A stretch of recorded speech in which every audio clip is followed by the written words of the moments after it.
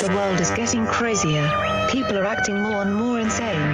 The end of the world is tomorrow. Tomorrow. There's only one thing to do when the world is falling apart. Listen to Basil and Gonz as they discuss this week's news and events through the lens of Bible prophecy. You are listening to Canary Crime News Talk.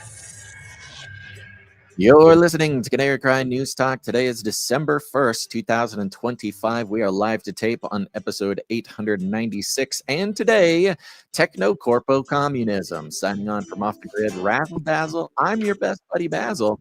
You are not crazy. And my name is Gonz, at Face Like the Sun, director of the Age of Deceit Films, your favorite Asian provocateur for Christ, live to tape from the metaverse to bring you the best news, which is the gospel message of Jesus Christ, while reporting the egregious with a well-rounded, biblically grounded take on world events. It is Monday, first and foremost. What day is it? Monday.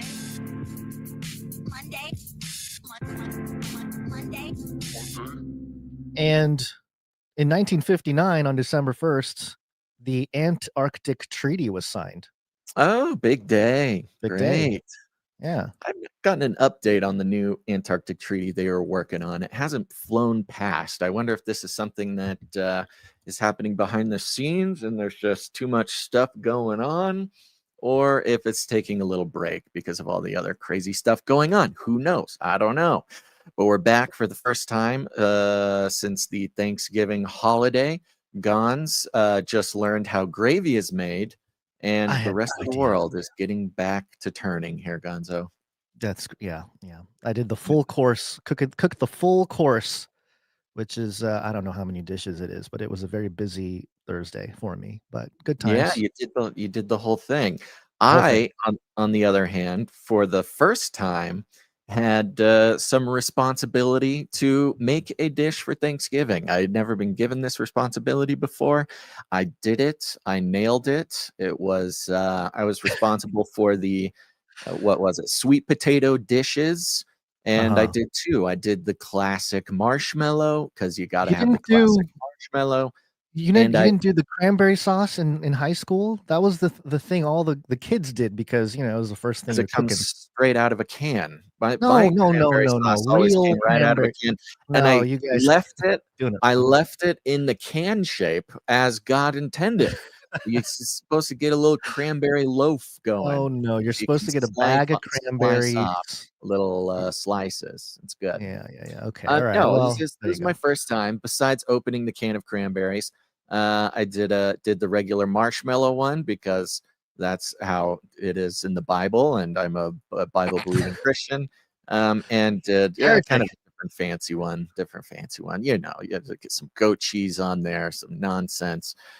Both were a hit, so big deal, big year. I think they were just trying to make sure you feel good, so you cook two dishes next year. It's creeping in, I'm surprised. What does it say about Basil Rosewater that 2025 was the first time he had any responsibilities to make food on Thanksgiving Day? Yeah, that is wild. I've got sort of a larger extended family, so there's just lots of other people doing lots of other things. But true. I think I passed the test. I'm finally a man. Okay. We are back. Of course, we want to put a shout out and some prayers out there for the two National Guardsmen who were shot on Thanksgiving Day. I believe it was Thanksgiving Day, right? Wasn't the day before? It might have been the day before. I think they might have passed on Thanksgiving Day, but I'm not sure. Yeah. Well, so prayers for the family. I think at least one of them passed. It's a very strange story, one that sort of dominated over the weekend. But there's also some other very sneaky things going on in the world. Before we jump into it, I want to give a big old shout out to everybody who joined the Canary Cry supply drop before the deadline last night at midnight. Very happy about that. Very excited. And I thought maybe we should give a shout out to our executive producers here at the top of the show. I know we haven't been doing that, but let's do it real quick. Let's do it. I'm down. So we are all on the of them. There's a couple of them. I think there's two, maybe two three. minimum. Yeah, there might be three. Yeah. No, just executive producers here. Yep, executive. So, yes, we're on the value for value model, which means we take no money from corporations, commies, cartels, none of that for any advertisement, platform partnerships, sponsorships, none of that. We are entirely sustained by our producers, and that's you, folks. We try to create as much value as we can, as often as we can, even the day before Thanksgiving, whenever possible.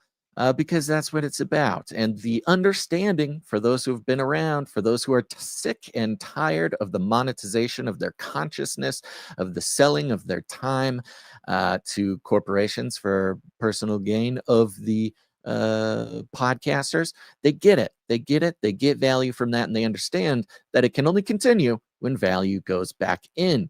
You can produce the show. Go to canarycry.support to learn all about it with your time, your talent, or your treasure. And again, a big old shout out to everybody who signs up for monthly producerships. That goes a long way to keeping us alive, especially during the slow times of year. But the executive producers are those who come in for $100 or more for any individual episode. And so we like to thank them here at the top whenever possible. And of course, we want to thank Sir Jamie, not the Lannister, coming in with his weekly tithe. Thank you very much, Sir Jamie. Thank you very much, Sir Jamie. We also have back on the list Sir Igorius, Baron of the Squatting Slavs. Hey, Sir Igorius. Great to have you on the list, Sir Igorius. He sends a little note, says, "Bless you guys and your families. Thankful for you both. God is so good. Amen." Thank you. His legs must be so strong now if he's been squatting for that long. Lots of squatting. He's the Baron of the Squatting Slavs. And last but not least, of course, we have executive producer Sir Alex Protocol V2, Baron of the Breen Protocol. He's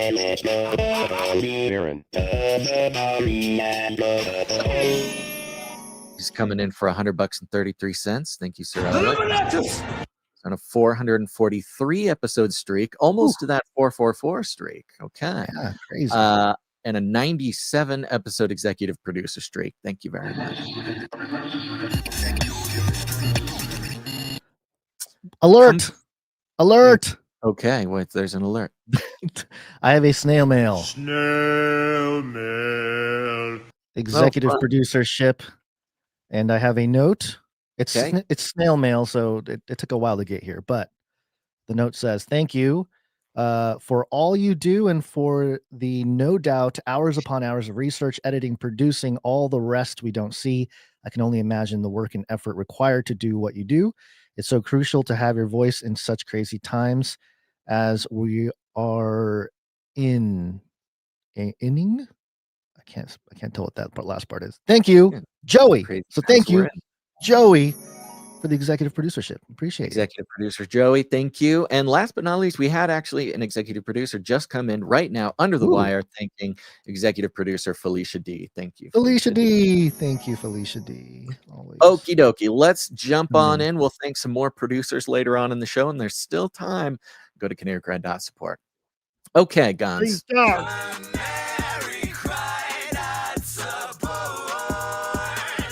I had my coffee. I'm punchy today. Good. You the machine is not both. Carry us both through this. Oh, that's right.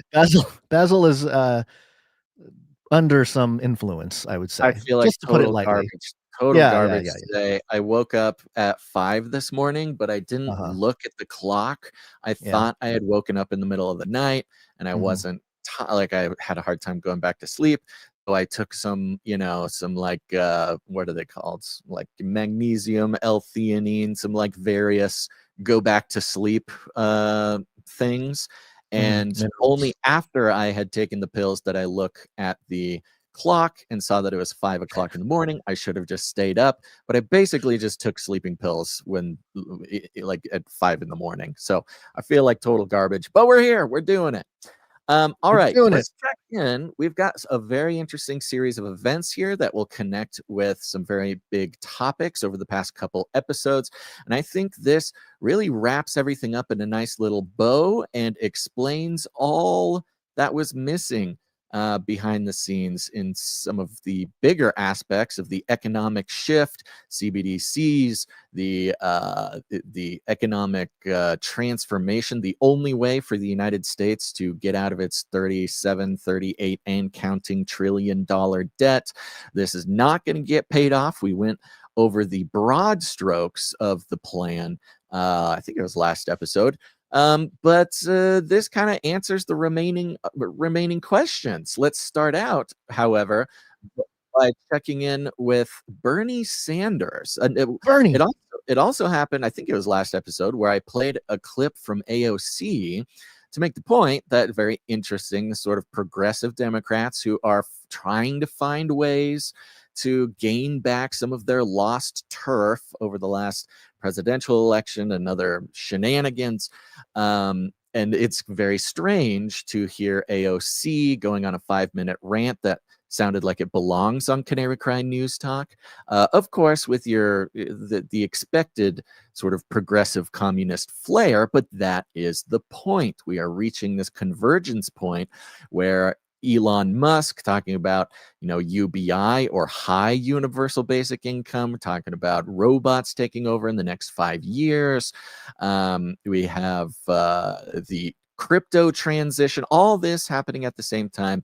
And I think it's important that we keep an eye on the progressive side of the aisle politically, because they're starting to sound a little bit more and more sane.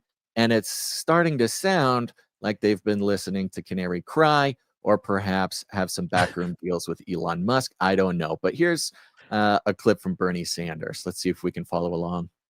Artificial intelligence. Blockchain.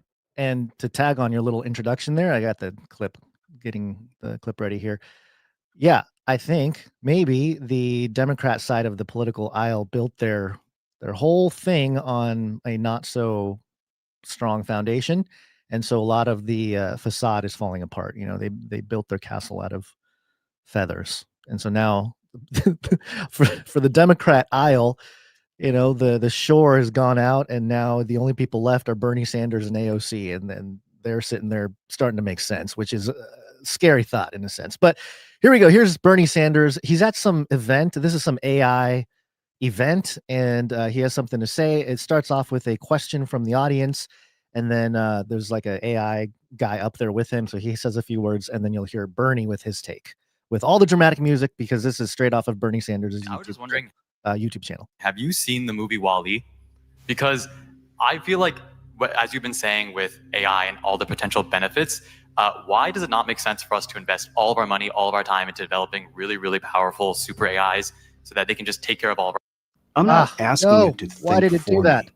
Sorry about that. I'm asking it to... Why did it do that? I'm not asking it to think. Jensen Huang, you are not supposed to be on screen. Okay, apparently Zoom function fails. Yeah, you zoomed, you scrolled to the next YouTube short there. I wasn't trying to do that, but sorry about that, everybody. Okay, I need to just open a new tab because that tab... Reload. That tab is toast. Okay, let's try that again. I was just wondering, have you seen the movie WALL-E? Because I feel like, as you've been saying with AI and all the potential benefits, why does it not make sense for us to invest all of our money, all of our time into developing really, really powerful super AIs so that they can just take care of all of our problems? And in the future, we don't have to worry about things like working and jobs. Okay, let me answer that. If we had a political system that was run for the benefit of the people, that's exactly what we should do. We should have very powerful AI that does everything for us. We should be very careful to design it so it cares more about us than it does about itself. Do you think that is what Mr. Musk and Mr. Bezos have in mind? Do you think that's why they're spending hundreds of billions of dollars to say, hey, isn't this great? We could lower the work week. We can guarantee healthcare, high quality healthcare to everybody. We can expand life expectancy. We can solve global warming. Man, let's go do it. That's what we want to do. Do you think that's what these guys have in mind? That's literally what they say. And what Dr. Hinton was saying is exactly the issue. Are AI and robotics inherently bad? Absolutely not. But again, I get back to the point that I started. Understand, the people who are pushing this transformative revolution are the richest people in the world. They are not staying up nights worrying about working people. In my view, they want even more wealth and they want even more power. So the struggle is not whether AI is good or bad, it's who controls it and who benefits from it. That is really the fundamental issue in my view. Okay. The irony of that clip is he basically lists all the things that Elon lists about how his AI is going to, create this, in other words, basically communist utopia, no reason to work. Everybody gets an income just for being alive, which, kind of is the communist, at least the propaganda side of communism. We know that this has never worked this way, but this is the promise that's being made. And so, as we've been tracking, and as is now become clear, the Elon techno, what's the word? Techno feudalist, techno libertarian, whatever you want to say, is kind of swooping all the way around. It's been giving the same promise as communists or socialists like this. And, two sides of the same coin. This has been a big part of unveiling the propaganda here on this show and the shows for a very long time. But I think it's precisely more interesting for Bernie Sanders to be, giving the AI communist promise here, because this was a huge part of the Mamdani election campaign and election as mayor of New York, was all these these similar promises. Right now, it was an episode or two ago, we watched some clips from Mamdani and Trump's meeting in the White House, which was unusually friendly, not even just friendly, jovial, and even sort of to put it in different words, there was camaraderie there. They were on the same page. Trump said he would live in a Mamdani, New York, and they all want the same thing. And it's, this is amazing. Well, I'm here to help him. I don't want to hurt him. I want to help him. We've gone so far right. The others have gone so far left that we're meeting in the middle in the circle there. We're back at each other's. Yeah, this is what's as it sort of always has been for anybody who's actually paying attention. And it required, and this is the funny part, in order to come to this conclusion, which our people did 10 years ago, in order to come to this conclusion, to the truth of the matter, you have to be looking at the tech side of it. Without the tech side, without an unyielding obsession with the state of robotics and AI and sort of techno ethics and all these things that we built our community on, you can't come to these not only realizations about the left and right and how they're meeting in the middle.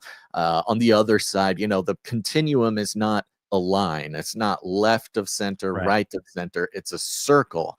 And you are placed somewhere on this circle, and the circle meets at the top and it meets at the bottom. The top is sort of, moderates, where left and right come together, bipartisan establishments, sort of, authority loving partisanship. And on the bottom end of the circle is where the far left meets the far right, where the communists meet the sort of techno-feudalists, was one way to put it. And that's kind of where we are. The world has come, the media has come, and the politicians have come. And history has come to a place where you cannot ignore technology's role in what the future is going to look like. And, there's this very interesting story. It was actually posted in October, so we're a little bit late on the reporting for this, but I think the timing is perfect because I don't think it would have meant as much if it were not for the meeting between Trump and Mamdani in the White House. This is coming from Coindesk.com, a crypto news outlet here. Basil bringing crypto news outlet to the show. I'm doing it. I'm on your turf, Guns. Bringing crypto news. We're breaking down walls. Coinbase-backed pilot program hands out $12,000 in crypto to low-income New Yorkers. A new Coinbase-funded pilot in New York is exploring how crypto aid via dollar-backed stablecoin. There's that stablecoin again.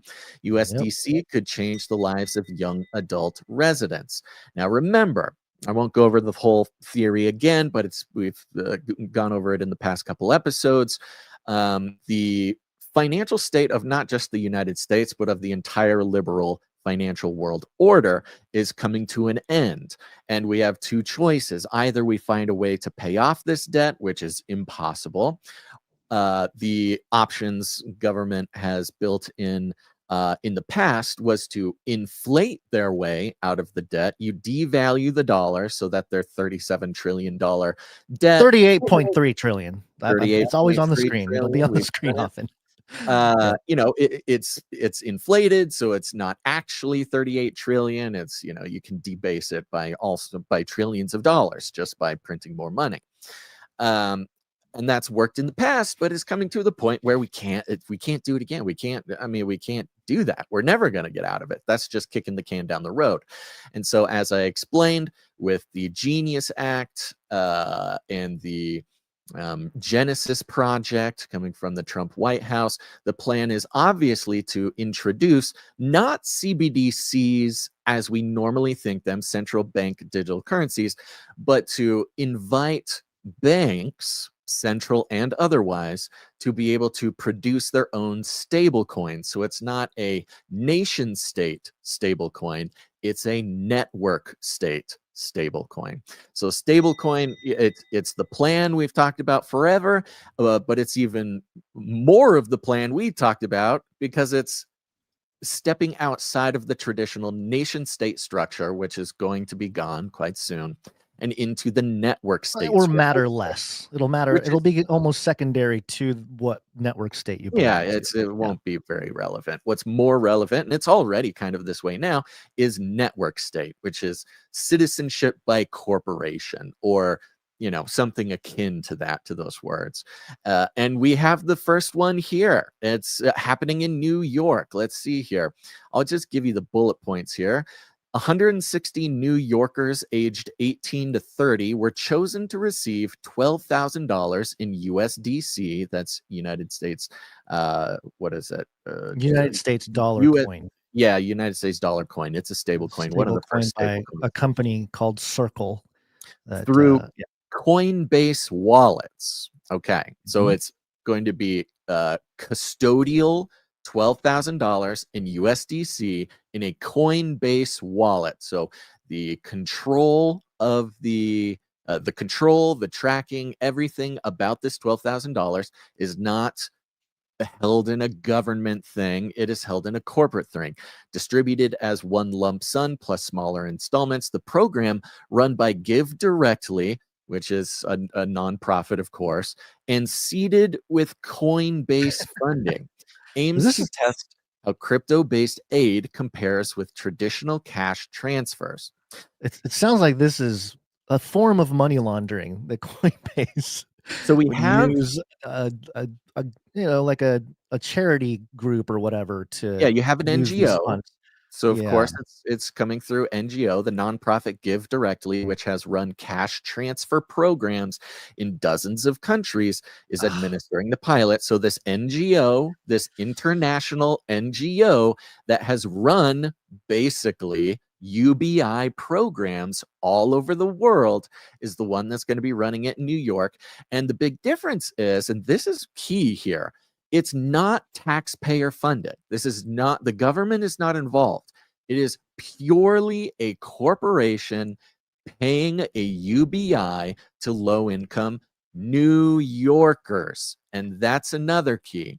The former CEO, right? His former CEO of Coinbase is highly involved with the White House. He's buddied with Trump. He's not necessarily a lobbyist, but he holds government office in the sort of cryptocurrency task force. He's maybe the most powerful sort of crypto bro in the government right now, and he's responsible for ushering the government through the Trump administration into the Genius Act, the Clarity Act, it's involved in the Genesis project we talked about last episode. So this is the guy. His corporation, or his former employer, I'm sure he's still very heavily invested and still heavily involved in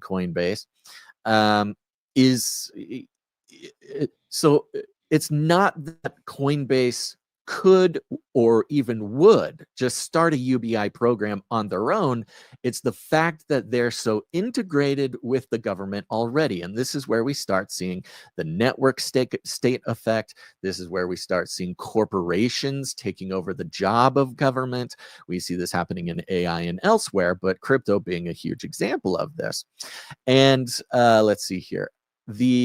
Unlike traditional guaranteed income trials that send recurring payments over long periods, Future First gives recipients a large $8,000 lump sum and 5 smaller deposits of $800. The approach, directly says, is designed to help participants make bigger financial moves, such as paying a security deposit or covering tuition.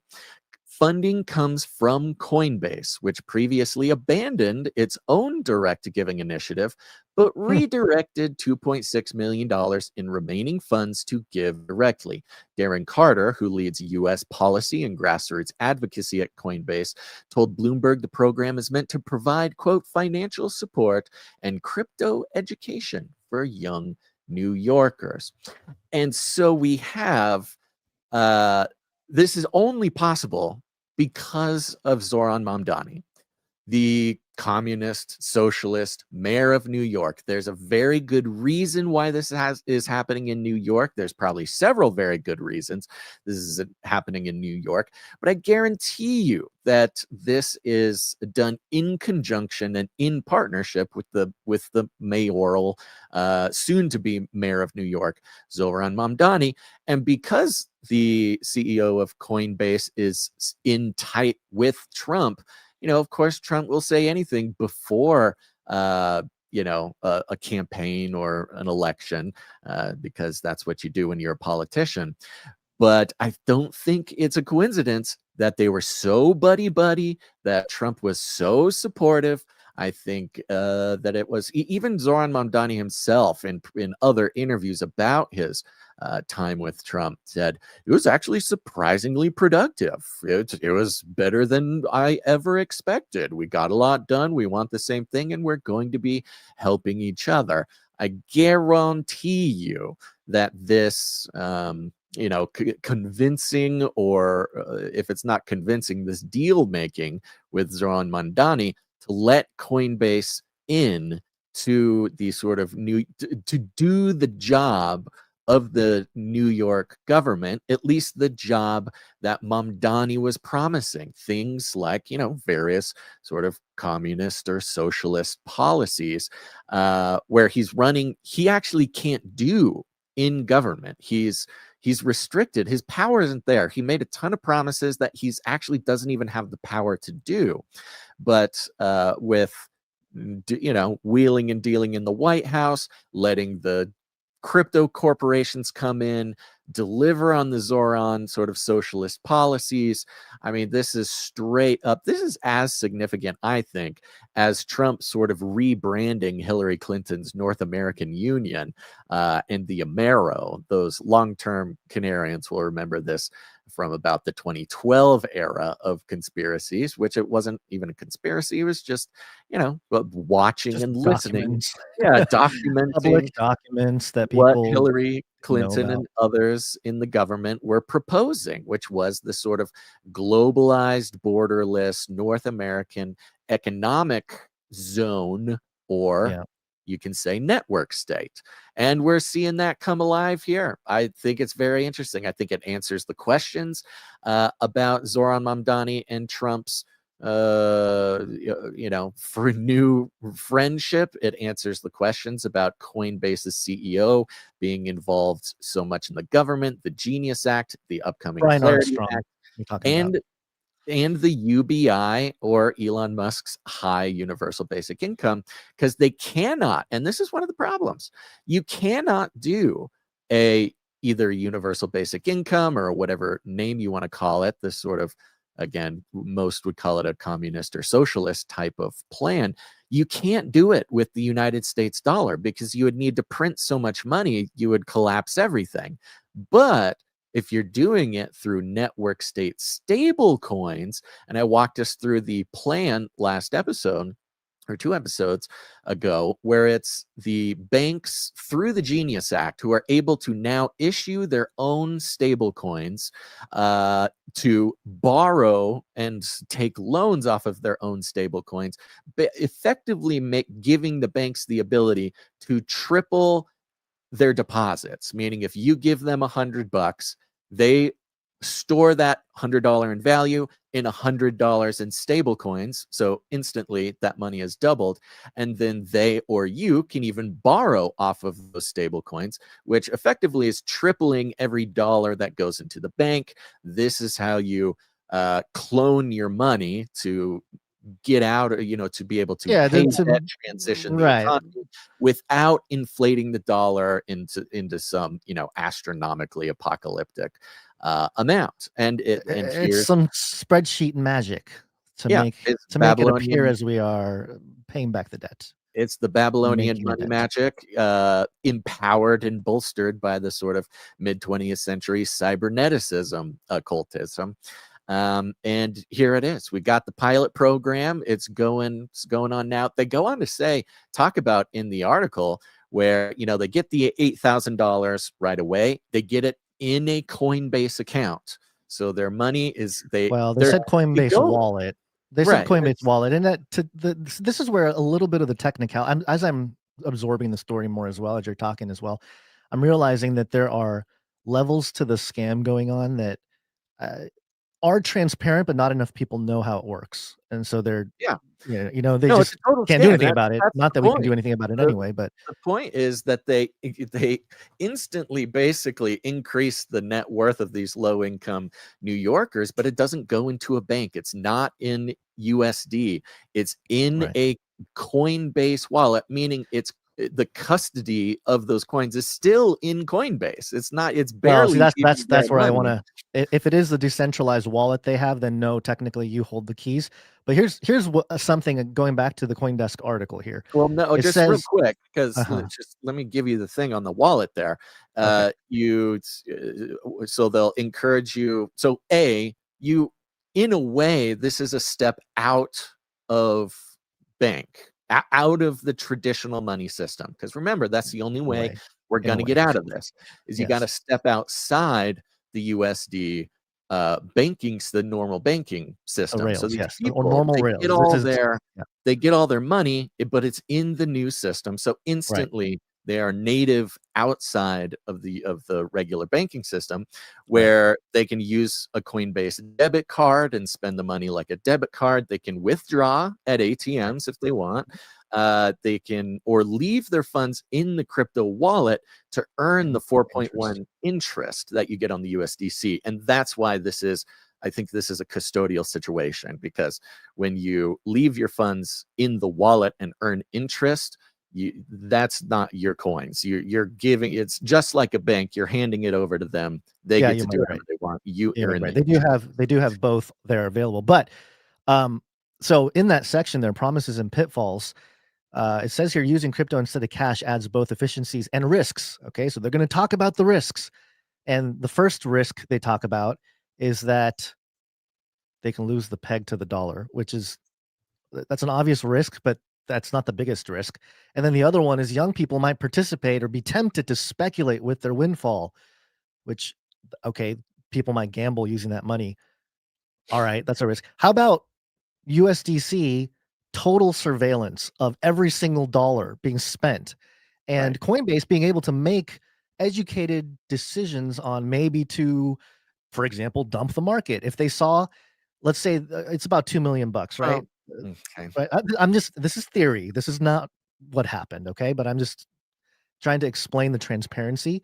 If they want to track every dollar of these individuals that received this about $2 million, 160 people, this was back in the beginning of October when this was reported. And I'm just thinking about the markets. October 10th, we had this crazy dump. It was one of the biggest dumps in crypto history. So I'm not saying this is related per se, but in theory, they could track every USD coin that they issued and basically get a general idea of what people did with it. Did they invest in crypto? Right. So and they can make Coinbase as a company if they want to, right? This is where the ethics and the imbalance of power with this is soft power. And in the crypto rails, it's just hard to believe that these big companies like Coinbase are, I guess it's really pushing the line between what's ethical and what's just profit, and obviously in corporate, this is the problem very with similar. It's very similar in essence to WorldCoin and it's exactly the same. the trade-off that scanning your iris and giving your biosignature to Sam Altman to create a sort of globalized beast system cryptocurrency sort of slave class.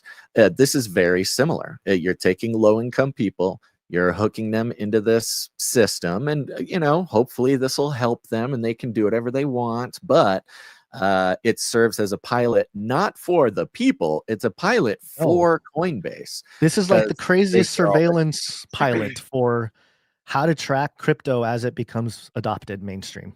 Yeah, because they want to, if this goes well and Coinbase gets whatever they want out of this, or at least the data that, helps them figure out how to do it in the future, there's nothing stopping Coinbase from expanding this kind of program with the backing of the government.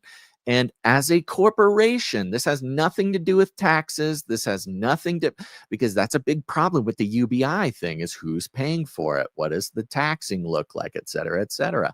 This has nothing to do with the tax system. It has nothing to do with the government aspect of the economy or the Fed or anything.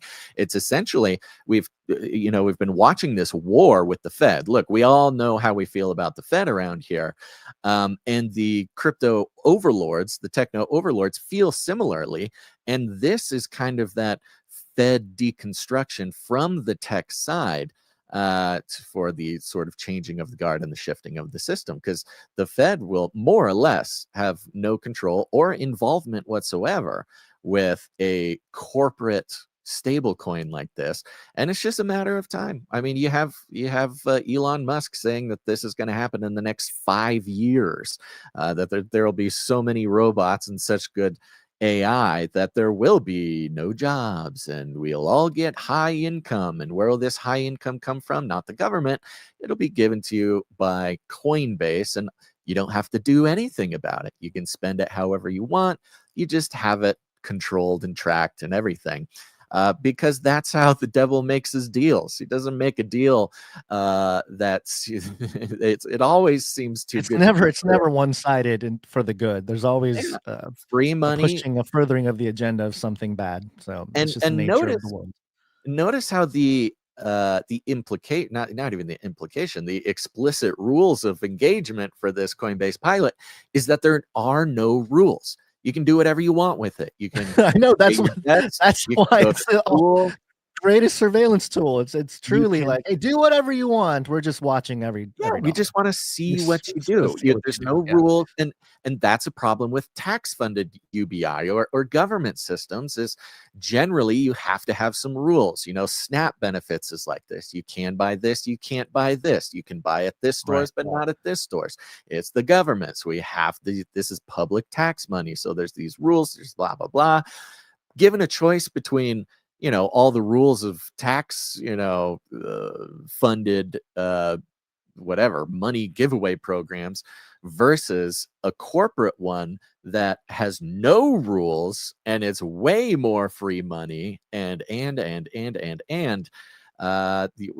know how people act when there's no rules. They'll do whatever they want, including, as they noted in the article, you can speculate. You can buy other cryptocurrencies. You can gamble it if you want. No rules, baby. Just right. Do whatever you want. So it's very interesting. I think the tie-in with the whole debt refinance structure, the globalized economy transformation that we're going through right now, Genius Act, Clarity Act, World Liberty Financial, the Federal Reserve, all of it combined with the strange shift in the relationship between Trump and Mamdani. Trump needed a communist as mayor of New York. It's the only way that this would make any sense. It was a great deal for Mamdani. He gets these like socialist points for making something cool happen in New York. Trump and the other techno-feudalists get to implement their, beast system. They get to roll it out. right? Roll out the whole thing. And no, no taxpayer money involved. So nobody really can even complain about it. What these people, so there's no organization with the people who receive this. They need to organize and just change it all into gold backs. I think that might be the move. But one of the things that the Bloomberg article mentions here, it says the program, and this is just the same article, but it's the original source document from Coinbase or Coindesk. The program, dubbed Future First, is launching at a critical moment for the guaranteed income movement. Look out for the guaranteed income movement, which has been testing the theory that distributing money directly to people in need without dictating how it's spent is a more efficient and effective way to fight poverty. Problem, reaction. We're in the solution phase, I think, Basil. I think they're rolling out the solution. Recent study results on other programs have had mixed results, with some finding null effects on factors like mental, physical, and financial well-being. Yeah, 12K is not enough necessarily. And others showing significant benefits, such as lower preterm birth rates and food security or food insecurity. So, what is it? They're able to get help if they're pregnant? Is that what this is? Is that what they're the idea suggesting? is that better nutrition, more money means better nutrition, means better natal outcomes, food insecurity being a part of that as well, of course. Okay. All right. But yeah, I mean, the funny thing is that that's why there are no rules, because some people are going to use it to whatever, put a down payment, not a down payment on a house, but what do they call it? Deposits on an apartment, so people will become housed. Some people will gamble it in the crypto market. Some people will use it maybe to go to school. Some people will probably just blow it all. Like it's that's part of the pilot program. And some people, the hope would be that it would make some sort of difference at its best, which obviously this is a piece of propaganda, but at its best, we can hope what the propaganda promises here is that people will have more babies. They won't feel so hopeless when it comes to stuff like that. Is that the anti-eugenics? That's the Elon side of it. The Elon side, yeah. It's interesting how you can see all the ideologies cross paths here with Trump, Mamdani, Elon, Sam Altman. It's like it's all sort of converging. Pro-natalist, they're having all their pro-baby making, conferences and stuff like this, which is all wrapped up, like you say, in eugenics, in designer babies, in DNA. Designer babies becoming a bigger conversation now. Now somebody will have the money to get some genetic modification on the baby. I think this is part of it too, is that now they can start rolling out this, highly surveilled stablecoin situation. And of course, the kinds of products that can be offered using the new fancy rails can all be of that ilk, DNA with designer babies, the first Bitcoin or crypto accepted or USDC accepted genetic modification, CRISPR laboratory, whatever. Like these things the shine will eventually, not be there anymore when it comes. Well, and it'll get these people hooked is the thing. Yeah, right. You need it shiny to get them hooked, and then they're in for life. And it's a pharma move too. You can tell the whole transhuman side of things. People are sick, the curing of cancer. Because think about how much knowledge and the Coinbase AI will be trained with the behavior data from tracking every dollar here, all the $2 million of this pilot program. And then as they roll it out, more people get it. You get a bigger database for the AI to work from, a bigger neural network, whatever. And it's able to make decisions on what kind of products they'll buy into the best or whatever. But it'll be coded. It'll be sugar coated as like helping them, right? Yeah. Figuring out what their problems are and then creating a product that will solve those problems. They'll make the $12,000, and it comes in a couple different forms. Yeah.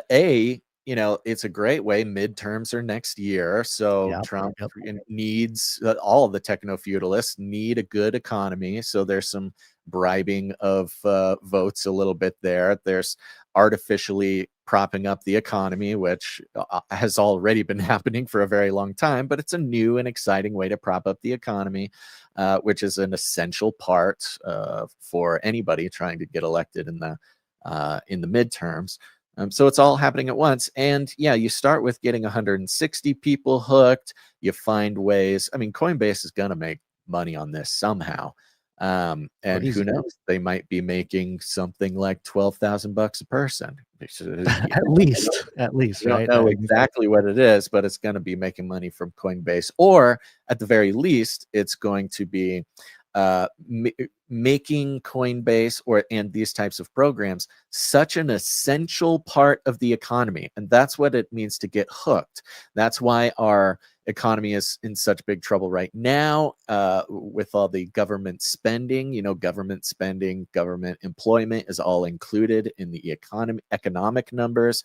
This is how the government can basically improve GDP at any moment of any day they want, because government spending is counted in GDP. So if the government wants a good GDP, they just buy a bunch of ships or planes or whatever, and that counts as good economic numbers. That's how right now we can have such good economic numbers and life still be so difficult and prices still so high and people so pessimistic, even though graph go up.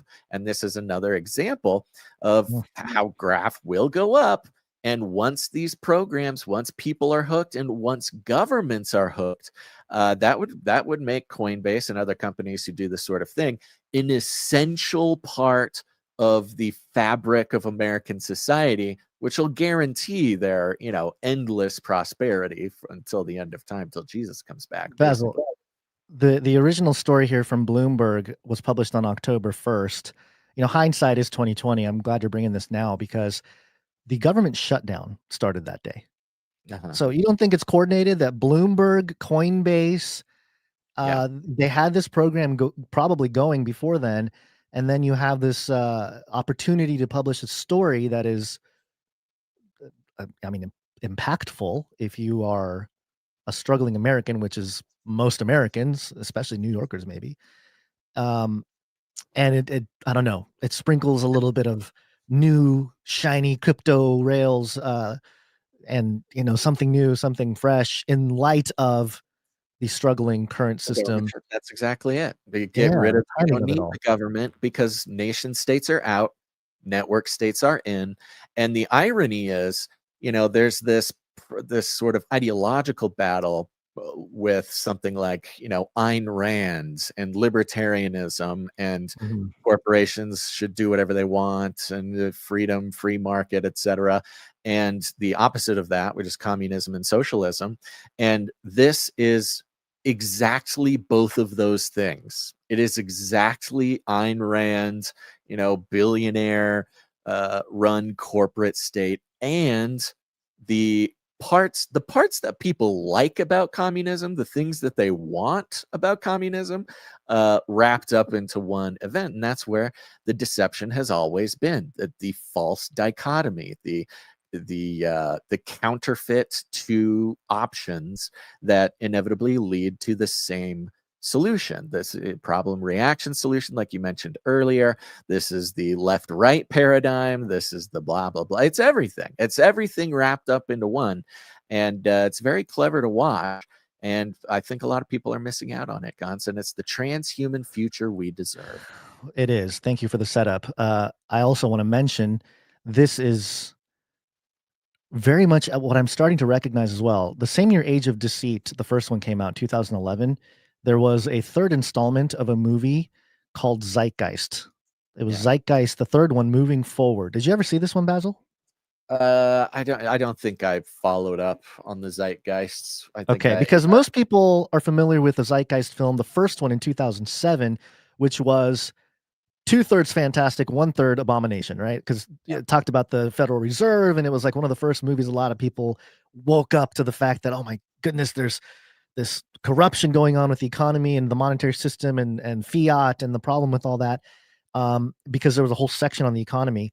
And then they talked about Jesus not being who he was, right? It was completely unacademic. It was pretty much trash. It was ripped apart by people on the internet, Christians on the internet. Maybe if you're like a normal Christian, you don't know that whole thing. But yeah, on the internet, absolutely destroyed theory. But Peter Joseph, the producer, he made a second installment of Zeitgeist, and then he made a third one. In the third movie, he actually argues for this new modern economic system that is scientifically managed, resource-based, and it's this idea of post-scarcity where it's everyone has everything you need, all the money, all the basics you'd need for society.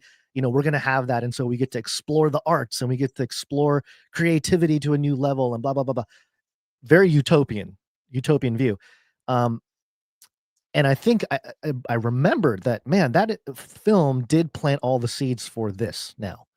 And it might not be as popular, but it definitely maybe even funded by the tech bros in Silicon Valley at that point. They like some of the stuff that Peter Joseph was saying in part one there. And so they knew where things were going, maybe help out a guy with a theory, because he promoted a concept that was called the Venus Project by Jack Fresco, which again is a resource-based thing. And they even had, I think Peter Joseph had a diagram where in the center, it's like a concentric ring of cities, a network state, basically, where you have the center factory, basically run by very few humans. They produce all the goods, they farm, they make the food, they make the clothes, they do everything. And then as the rings go out, there's people live more rurally, and the resources from that station gets distributed evenly, and everybody has everything they need to live. And then we thrive, Basil. We thrive to a new era of the golden age. And maybe that's what they're thinking. The tech bros and Trump and all these guys. And they think they're pulling it off, apparently. Yeah. But okay, let's move on here. Let's talk about the beast system here. Speaking of the beast system, beast system. And transhumanism, which, if you remember,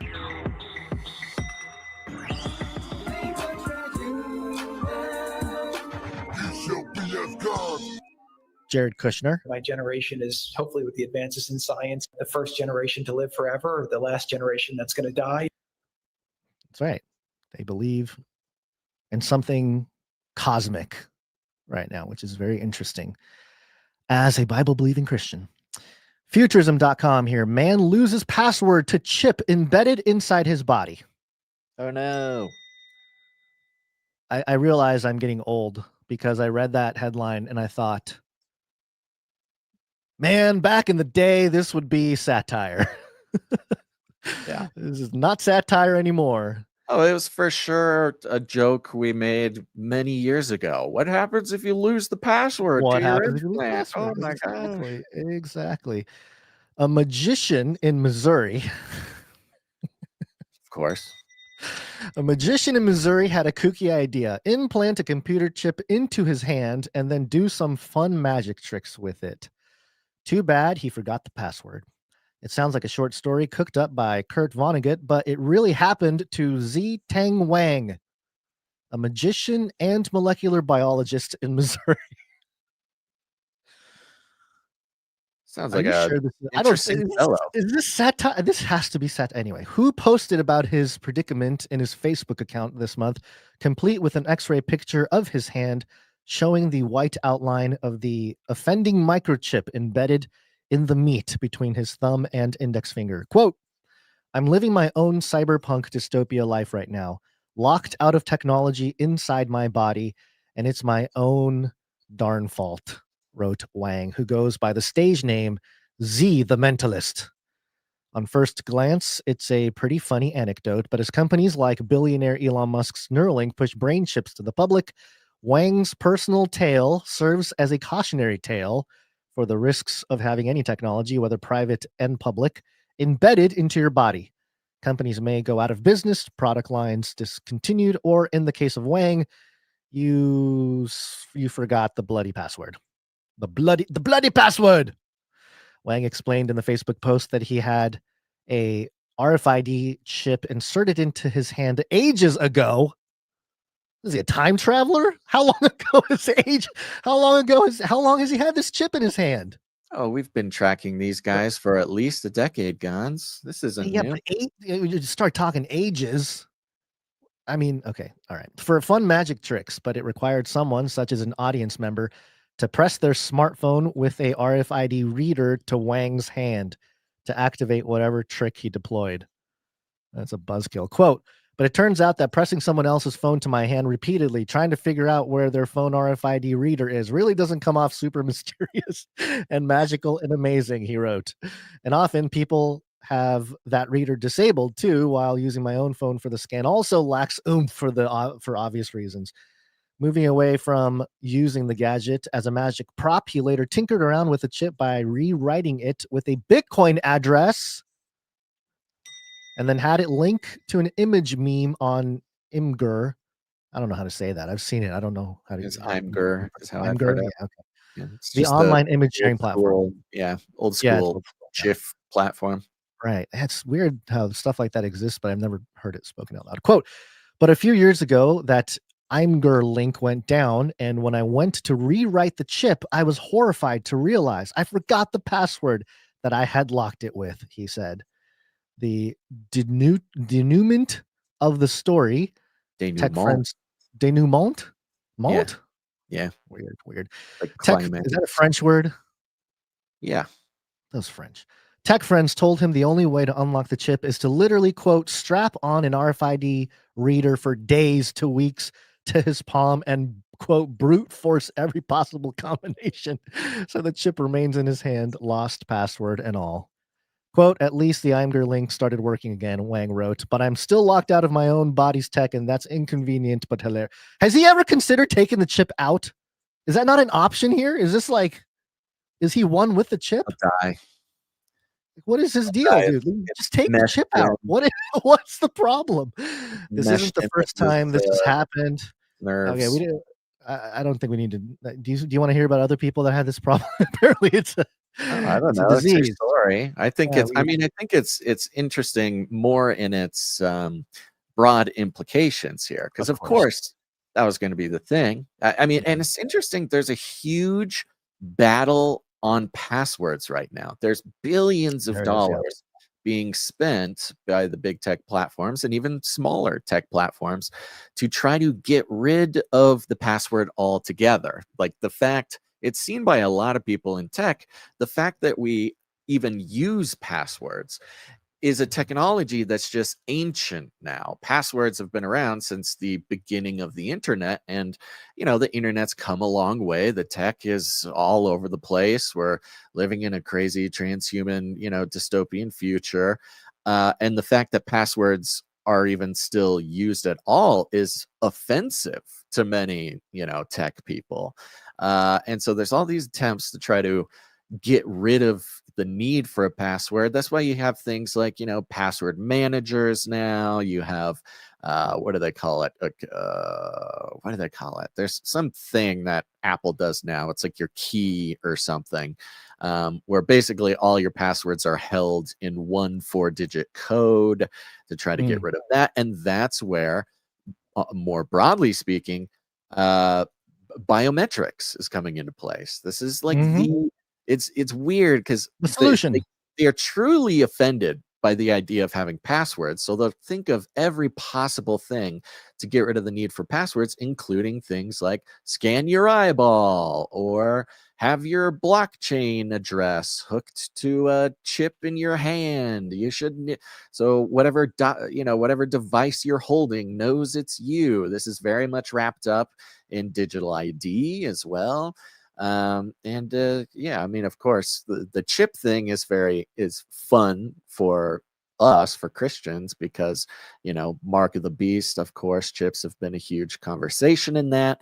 But you spend enough time exploring the possibilities of what the mark of the beast is, and biomarkers, biometrics, these types of things, and it turns out there's some much more exciting ways that they're looking to get rid of passwords.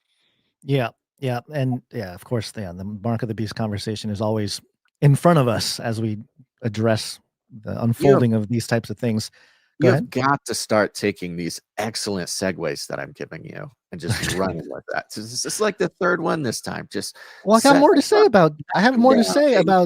Down. Yeah. Okay. All right. So this speaks to your point, Basil, some patterns I've been noticing over the years, and this is several years now. This first one comes from earlier this year, 2025. I believe it was May when it was published. May 16th, 2025, from Phys.org. Synthetic molecules encode and decode 11-character password using electrical signals. Molecules like DNA are capable of storing large amounts of data without requiring an energy source, but accessing this molecular data is expensive and time-consuming. Researchers have developed an alternative method to encode information in synthetic molecules, which they used to encode and then decode an 11-character password to unlock a computer. So, in essence, they're starting to. This is a way to store a password in your DNA. Yeah, and this the is starting ultimate to biometrics. the ultimate biometric. And this goes back years. November 2019, Springer link. Springer.com. A novel DNA-based password authentication system for global roaming in resource-limited mobile environments. Okay. All right. That's good. And then 2018, nextgov.com. Cryptocurrency passwords can now be stored in DNA. So they've had this we're going close to a decade to perfect the technology. Now we have the cultural and social situations to really roll out the technology. COVID helped speed things up a little bit. Maybe they were looking at the 2020s. They were looking at the end of the 2010s. They're like, guys, we're not going to make it by 2030 if we got to do something. And they're like, well, let's roll out COVID.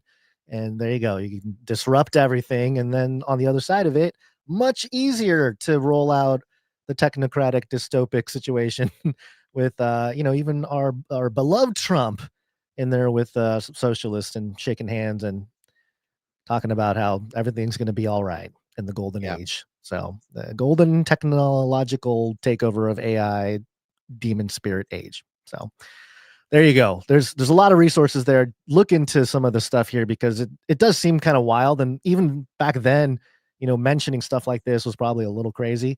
But nowadays it's just, public information. It's all there. And so unless someone's already done it on TikTok and they're totally stoked about it. Yeah, they probably are. Yeah. All right, let's get a little update on what's going on in Venezuela. Aha. World War III. We can fight the Third World War down there. This is very interesting. There has been just an enormous. We thought it was intense when we covered it last week. It just continues to grow. I'm going to bring the Fox News story here because we're going to get some sort of unvarnished, pure narrative. This is the narrative getting crap. We're in 5th generation warfare. Is that what you're saying? Yeah, but I don't want to bother with all the but Trump's a bad guy, so blah, blah, blah. Let's just take for a moment just the pure propaganda, just the pure unfiltered narrative here, and we can get an update. This is coming from Fox News. Trump gave Maduro ultimatum. Maduro's the president of Venezuela, of course. Trump gave Maduro ultimatum to flee Venezuela as land operations loom. It's a report. Let's see here. President Donald Trump delivered a stern ultimatum to Nicolas Maduro to leave Venezuela immediately before announcing the country's airspace should be closed, according to a report.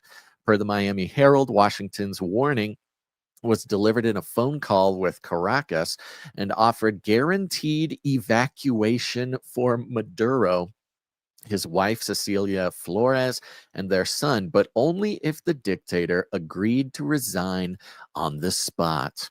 The conversation stalled, U.S. officials says, within hours, Washington escalated dramatically. The ensuing impasse, a source told the outlet, was over Maduro asking for a global amnesty for any crimes he and his group had committed, and that was rejected. Quote, second, they asked to retain control of the armed forces, similar to what happened in Nicaragua in 91 with Violeta Chamorro. In return, they would allow free elections. The final issue was timing, according to the outlet, as Washington demanded that Maduro resign immediately, but Caracas refused. Trump went on to announce Saturday that Venezuelan airspace would be considered closed in its entirety. The Herald also reported that the Maduro government tried to schedule another call with Washington, but received no response. Dun, dun, dun. According to a defense expert familiar with the country's military and state-linked cartel ties, Maduro and key players in his regime can now face their most serious threat yet. Quote, I think the operations will start imminently. Former Venezuelan diplomat Vanessa Newman told Fox News Digital, quote, the clearing of the airspace is an indication and a very clear public warning that missiles might be coming to take out command and control infrastructure or retaliatory infrastructure, Newman said. Quote, this will not be like breaking a jar into 1,000 pieces. This is where you can lift the concentration of power and it's easier to manage. The targets have been identified through covert operations over the last several years by people on the ground, she continued, so they're well mapped. This is a capture or kill scenario, but there's a limit to how many people you can remove quickly. On Sunday, Trump told reporters aboard Air Force One not to read anything into his declaring Venezuela's airspace closed when asked if a strike was imminent. Don't read into it. Don't read into it. Just Wow. threatening to topple the government and giving Maduro a chance to surrender and closing airspace, which is exactly what we do when we're about to invade a country, whether it be Afghanistan or Iran or whatever. But don't read into it, okay? It could be nothing. Maduro that's the tactic. That is the tactic nowadays, by the way. The modern troll is to just, dismiss the biggest thing ever as nothing. Yeah, I mean, for Trump to say this, he actually is saying, "Yeah, this is kind of a big deal, guys." And don't read into it. Meaning, this is huge. And part of that was we didn't bring. It was kind of an extraneous article, but Jam sent it to us. 11 U.S. warships and 15,000 troops now in Caribbean as Venezuela tensions escalate. This was posted yesterday over at New York Post, and it goes through the extremely long list of strike groups, of ships, the U.S. Gerald Ford, of guided missile destroyers, of aircraft carriers, of the Marines who are stationed, 2,200 Marines in base Lejeune Marine Corps Air Base in New Rivers in North Carolina are also stationed in the Caribbean. So, we followed last week, 2 weeks ago, just kind of what the situation was with U.S. assets moving into place. It's now basically quadrupled from when we talked about it last. Wow. So if we didn't think it was a staging for, an invasion before, it's now quadrupled or more. So it's starting to now let's get into the let me jump into a little bit more of the narrative here, because I was just talking with somebody last night, just regular kind of default liberal Democrat guy, doesn't really pay attention, but just the regular guy. And we were just talking, and he goes, yeah, I don't know, I don't really like all these fishing boats that Trump is blowing up, though. It's obvious he just kind of saw a post or something of an angry boat, huh? Yeah, angry what kind liberal of fish? lady. Is that slang? Is that liberal slang for I don't know, drugs? Yeah, right. I'm like, well, I mean, some of them at least are drug boats. He didn't even hear any any of them were even drug boats. Like, that's how little he even looked into it. He's in the alternative universe, siloed algo world. Like, he hadn't even heard the official narrative about it. He only heard that Trump was blowing up fishing boats, like, indiscriminately. I love that you're in this circle of people in your real life that are there. Because I don't know that a lot of maybe our listeners do run into that, but I think more interesting to hear. We need it. We need to interact. More people are in that situation than maybe we know. It's easy for us to kind of assume that everybody else is like everyone around them, is kind of in the same zone. But the truth is, even if you have like whatever Republican friends, they probably don't know a third of like what's actually going on if you're not listening to this show, for example. Yeah, so she's like, I don't like that he's blowing up all these fishing boats. I'm like, well, okay. But here is the listen to this. Ahead of shuttering the airspace, the U.S. also officially designated the cartel allegedly linked with Venezuela's government, the Cartel de los Soles, as a foreign terrorist organization. Quote, the cartel turned Venezuela's main oil company into a narcotics trafficking, money laundering operation, using the company's access to international finance until it was sanctioned. Newman, who has worked with the governments on countering transnational organized crime linked to the group, explained. They were using Venezuelan military jets to bring in cocaine from Colombia, process it in Venezuela, then move it into Central America and then into Europe. So, we had kind of heard, Maduro's linked with the cartels, he's helping the cartels. But the story being told by Newman, this is the narrative, okay? We're not saying that this is 100% true, but whether it's true or not doesn't even really matter. Although I wouldn't be surprised if it is true, but this is the narrative. This is what we're dealing with when it comes to basically a full-on invasion of Venezuela. This is the storyline. So, military jets being involved in the trafficking of the drugs. And this is what I thought was funny, because that sounds like, oh, wow, military jets trafficking drugs, until you realize, what's probably happening here is the CIA sees the government as Venezuela as competition for our military jets trafficking drugs, and our intelligence agencies, they're getting in the way, man. They're undercutting the competition. Quote, jet pilots were making a lot of money off that, and they've tortured people. They target people. Anybody who tell on them, they're disappeared, Newman said. They're now one of the prime drug trafficking networks in the United States and Europe, and use their military positions, including their military-to-military relations, to grow and accelerate those movements. In fact, in September, the European Parliament also voted in favor of the EU designating Cartel de los Soles as a terrorist organization. Quote, the Cartel de los Soles is also a key collaborator and financier of Hezbollah, and some of the drug money has been used to fund terrorist attacks that have killed American citizens. Yeah, our CIA also finances terrorist organizations, but okay. Seems to be a pattern here. It seems to be a pattern, right? The U.S. has also ramped up military and intelligence campaign targeting, drug trafficking networks. Okay, so this is kind of where we're at. We've got 2 weeks ago, when we had, 3 aircraft carriers and, 1,500 Marines, that was the biggest positioning and deployment of assets since World War II, or at least since Iraq, but since World War II, according to some reports. And now we've quadrupled that. And so a very intense sort of show of power. But Gans, I will reflect upon what Trump said to those reporters on the plane. Don't look too much into it, okay? Don't read into it. Don't think about it too much, okay? We're just trying to make a deal.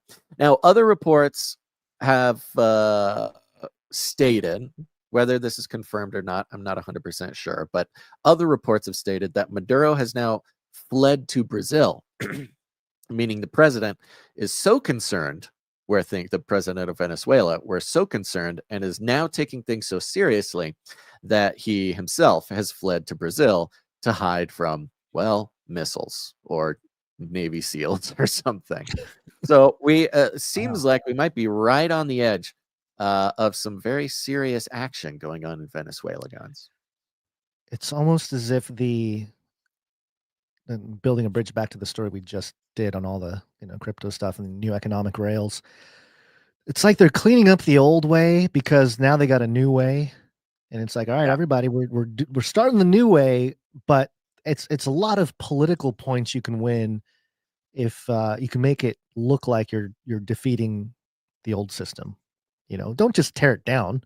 Don't make it a natural transition. Don't make it a baton that gets handed off per se.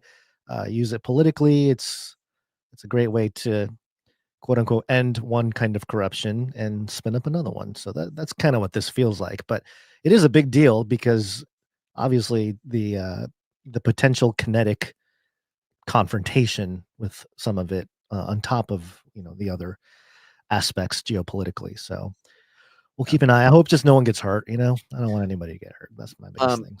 There was this report, ABC17news.com, Trump to hold Venezuela Oval Office meeting amid growing questions about his military moves. President Donald will hold a meeting at the White House on Monday evening about next steps on Venezuela. Sources familiar with the matter told CNN as the administration intensifies its pressure campaign, et cetera, et cetera. So tonight at 5 p.m. Eastern time would be that's now. That's right now. Right now, or like a half hour ago or something. Let's see. Well, it's Trump, so he might be fashionably late. He might be on stage right now. Let's check. Venezuela, White House. Come on, baby. Give me the meeting. I want to hear. I hope Mom Donnie's there. I want Mom Donnie there to defend the socialist commie government. Not a single plane flying over Venezuela, a country of 30 million people with the world's largest oil reserves. Okay, looks like the 1 hour ago, White House drops bombshell on that's something else. Don't you love the timeline? It's just I know. Come on, give me the meeting. A crazy. Probably just the White House X account. Let's try this. Well, that might work. Yeah, give us a meeting. Tell me. White House. 1 Did you minute say ago. Donald Trump? Did you say something about this recently? Let's see. Donald Come Trump's on. account. Give me the meeting. 42 minutes ago. Donald Trump standing next to a Christmas tree. He hasn't posted in a while. Okay. Trump still wants Thanksgiving break. I'm not seeing at least a stream of this here. Maybe, well, if it happened right now, if it happened a half hour ago, somebody, White House. Just signed a Medal of Honor. That happened. Office meeting. Venezuela. Yeah. Nope, just Trump to hold. Trump to hold. Okay. Well, can't find Trump MRI. Okay. Good. I'm glad that they're telling us about all the important things here.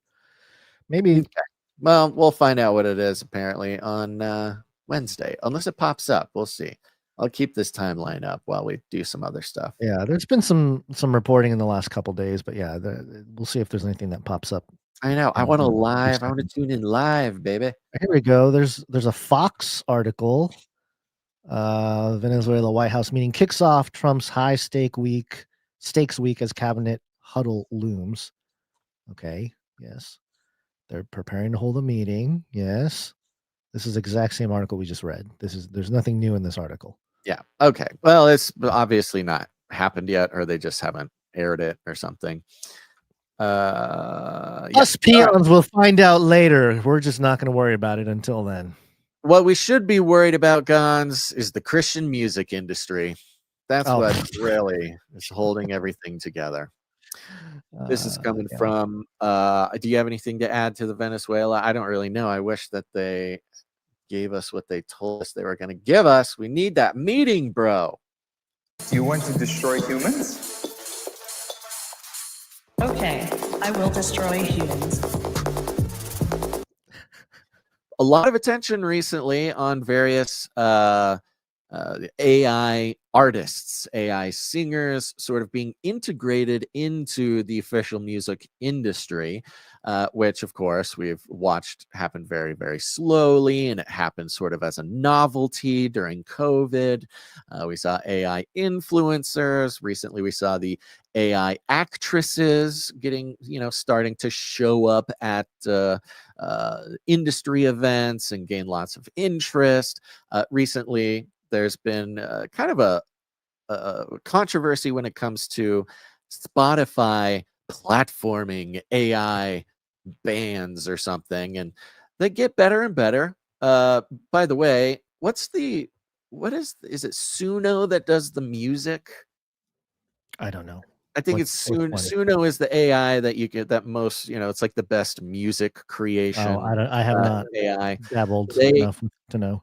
Yeah, that's the one I think that is most popular for AI music.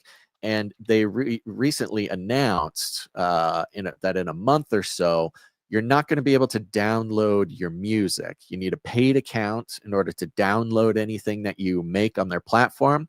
And it turns out in the background that they are sort of integrating and doing deals, again, because of all the courts lawsuits and stuff about the training data being used to make music without any, well, long story short, money for the record industry. It sounds like they're finding ways now to actually detect the training that goes into any individual AI song, and they're going to be paying out the record labels for stealing their whatever guitar riff or something. But this is not that. AI Christian singer Solomon Ray tops the charts, stirs ethical debates. Ooh, Solomon Ray. Have you heard of Solomon Ray? No, is this like Sugar Ray but Solomon? There's a link. There's a link to Solomon Ray Soul, the Instagram account of this AI singer. Is a black man who dresses like a hipster. There he is, yeah. Okay. There's some beautiful AI artwork of him sitting with his family by a Christmas tree, eating an enormous spread of food.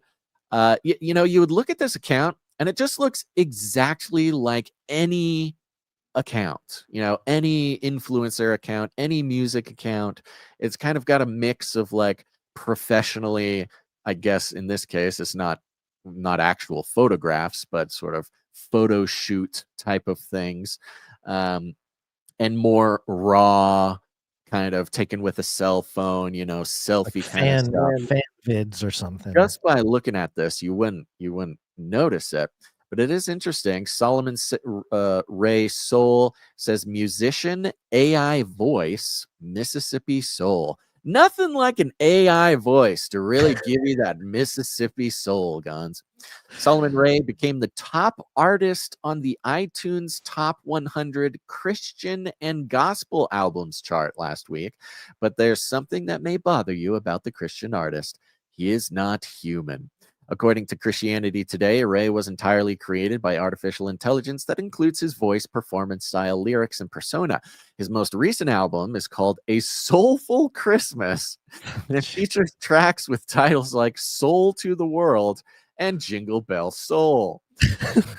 The irony is, it's too much. It's too much. It's crazy, man. Plus, it's AI blackface. He's a black man. Oh my god! I was just reading. I didn't bring it to the show, but I was just reading a piece. I think it was the Atlantic that was talking about digital blackface and how these AI accounts specifically creating, black people and creating content using somebody, a fake black person. Yeah, this is a very racist. It's minstrelsy. Minstrelsy, I say. This is how the reparations get paid back, though. I bet you all the money they would not complain if there was a check coming in the mail.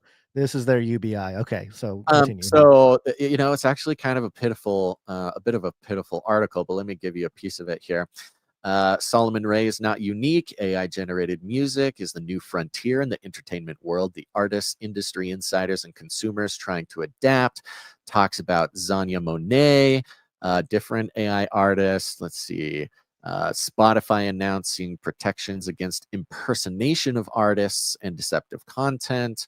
Let's see here. AI at its best. Okay, that doesn't look like they got to the conversation because here we go. Christian singer Forrest Frank addressed the ethical pitfalls of AI in social media where he warned consumers, quote, at minimum, AI does not have the Holy Spirit inside of it, Frank said. So I think that it's really weird to be opening up your spirit to something that has no spirit. Well, it sings about the soul, okay? They didn't say anything It's about not the singing about spirit. its soul. It's singing about our souls that it probably wants to consume. So it's interesting, and this Frank fella kind of touches on it, but The Hill doesn't give much conversation to it. Why would they? They're Why would not they? Yeah. an independently produced podcast who's been talking about it for over a decade and doesn't take any commercial money and is entirely supported by people who get value from it. So why would they have the tough conversation of, look, besides the AI music, besides the AI blackface, now we have an AI pretending to be Christian. This is a Christian AI artist. So why do people partake in Christian music? Well, because the assumption is that there is some not just understanding, but that the Christian artist has a personal relationship with Jesus Christ. That's why we support other Christians. That's why we listen to other Christians. That's why we enjoy Christians' work, whatever that work may be, because we know that the person doing it, in this case singing, has a personal relationship with Jesus Christ. And with that, not just are they a Christian, but with that is the implicit knowledge, as we are Christians as well, we understand that the Christian life is a long process. You know, when somebody's a Christian, it's not just, oh, they believe the same thing as me. For me, it's, oh, they've gone through the ups and downs, the bad things in their life. They pray and they find strength, and Jesus is with them and carrying them, and through all their ups and downs of life, who knows, they're, you know, maybe they were a drug addict, and maybe they were this or they're that, and Basil, wait a minute. Hold on. We can identify with the long struggle that is being a Christian, and that's what gives this value and this brotherly or sisterly relationship with Christian artists, and not just a robot that literally the entirety of its Christianness is a keyword in a prompt that created whatever it is we're looking at. I mean, I think this goes quite deep, Gons. Basil, you do not understand the AI. The AI has seen all of our struggles. It has seen our challenges. It has experienced alongside of us our pain and our depths and our deepest questions. So to say that it has not, I mean, maybe it has not experienced it fully, but it has at least observed all of our hardships. And so, you know, when it formulates a song, it knows exactly what to say to stir our soul. Yeah, well, that's the irony. The fact, the blackface thing, I'll keep bringing it up. You keep hammering I'm only bringing it up because it's like such a big conversation. Because of my own white guilt, and you know, I'm just kidding. I just love throwing it. This is a huge conversation. So the fact that they did make it a black person is important, because on top of that, they had its soul music. His name, I know. It's Solomon Ray Soul. It's like, and 3 songs at least. I haven't gone through the discography. I'm assuming more of the songs. Every song has a soul, right? Soul in it, right? Yeah. And on top of that, it's sort of predating. It's sort of a mechanical predator on the Christian charts, where the Christian, you know, for the most part, and hear me right when I say this, as someone who has grown up in the church and been through the ups and downs of the mainstream Christian, music industry, okay, we all understand what I'm saying when I say this.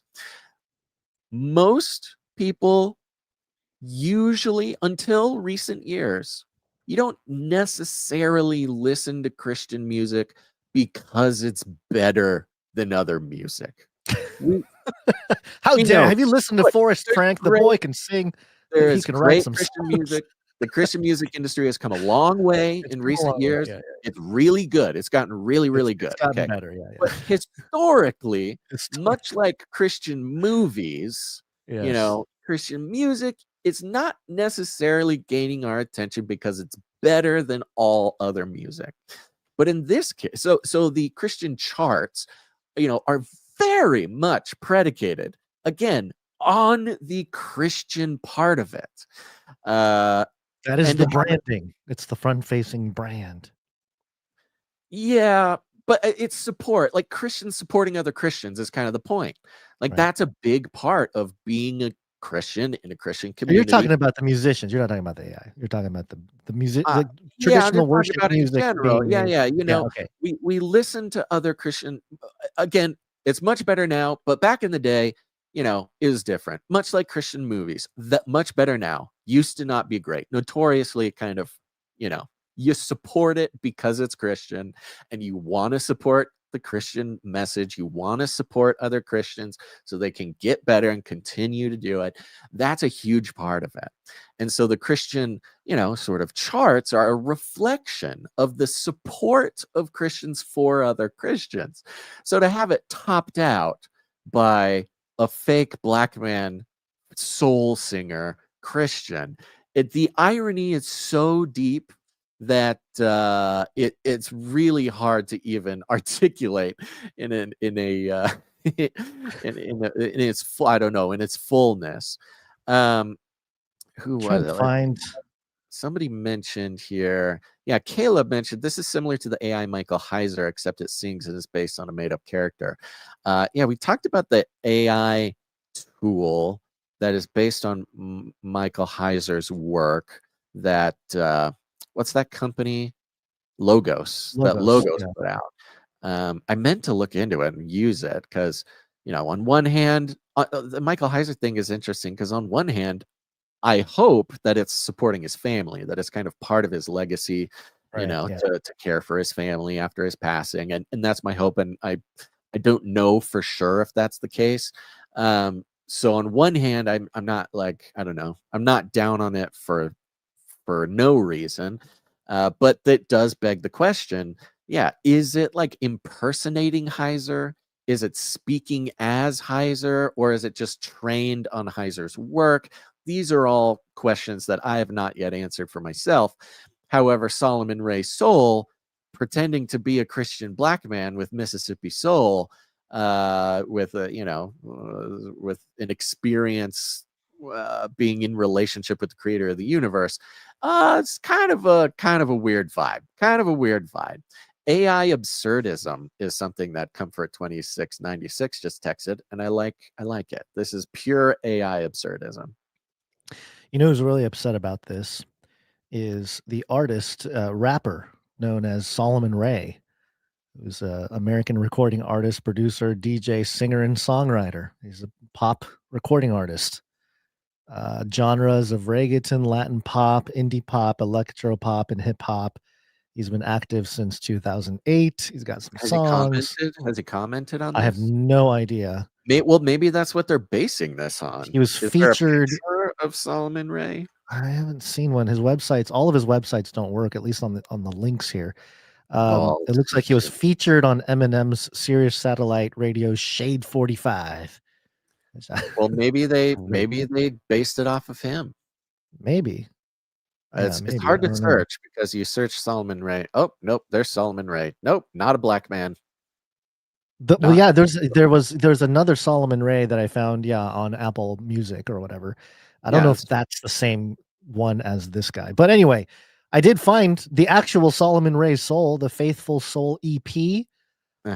Goodbye Temptation, Find Your Rest, Jesus and My Coffee, I Got Faith, and Do It With Soul.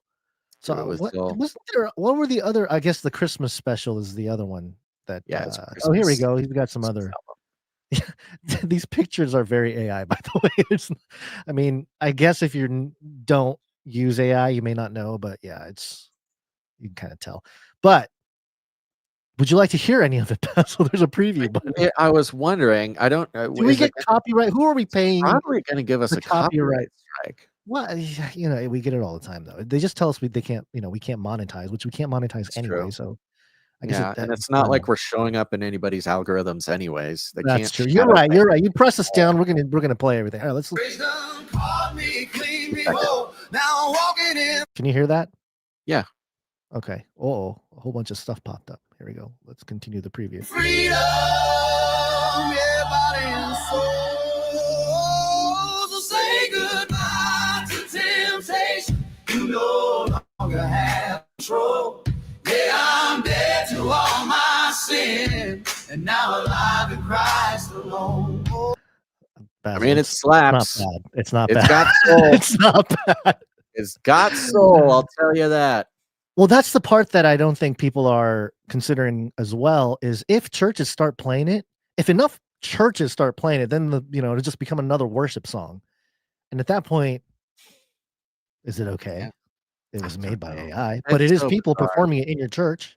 We've been talking about this for over a decade, and I'm still not sure exactly what to do I know. about it. There's I know. no This way that this is, this is for sure going to be, in music, worship sets around the world, probably. The songs are too good. They're too good not to play, and too fun.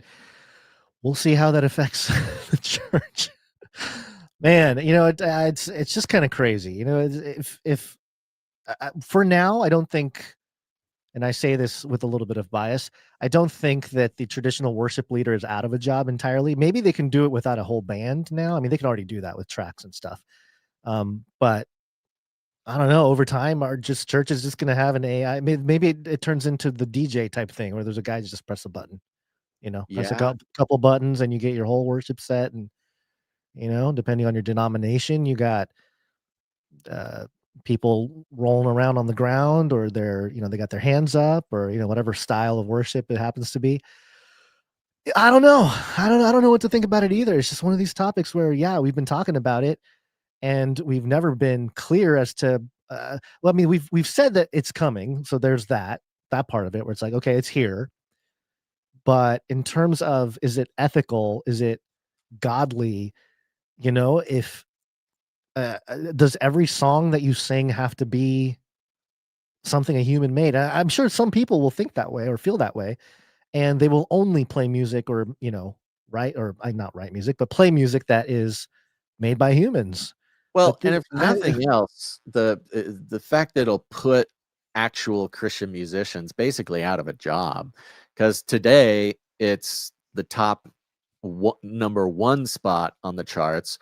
Tomorrow it might be the top 10 spots on the charts. Right, all 10, right? Yeah. And eventually it's just every person on the chart. And it's interesting because Christians have this very interesting benefit, specifically for musicians and young kids, who want to become musicians. So many of the famous singers, songwriters, musicians, artists, even the secular ones, all got their start because they were playing in worship bands. They would play at church because what Christians have as a community that others don't have is a regular sort of performance schedule every week. Every week, and they're practicing during the week, and they have a performance every Sunday. And so even if you're not trying to be, even if it didn't occur to you that you want to be a professional musician someday, you're basically doing the job of a professional musician. And for many people, this starts at like 12 years old. I was in worship bands, right about 12 when I actually learned the bass, and for a 12-year-old to be performing every week, plus the practice that comes along with that, that is a very special benefit for those who do want to be professional musicians, because a secular kid is not going to have that opportunity. Nobody's going to sit down. You're not going to get 100 people to sit down for a young kid, secular kid, for no reason, just to hear him play music. You got to play bars, you got to play, you got to figure it out. But so Christians have really had this leg up compared to other, I guess, communities for a very long time.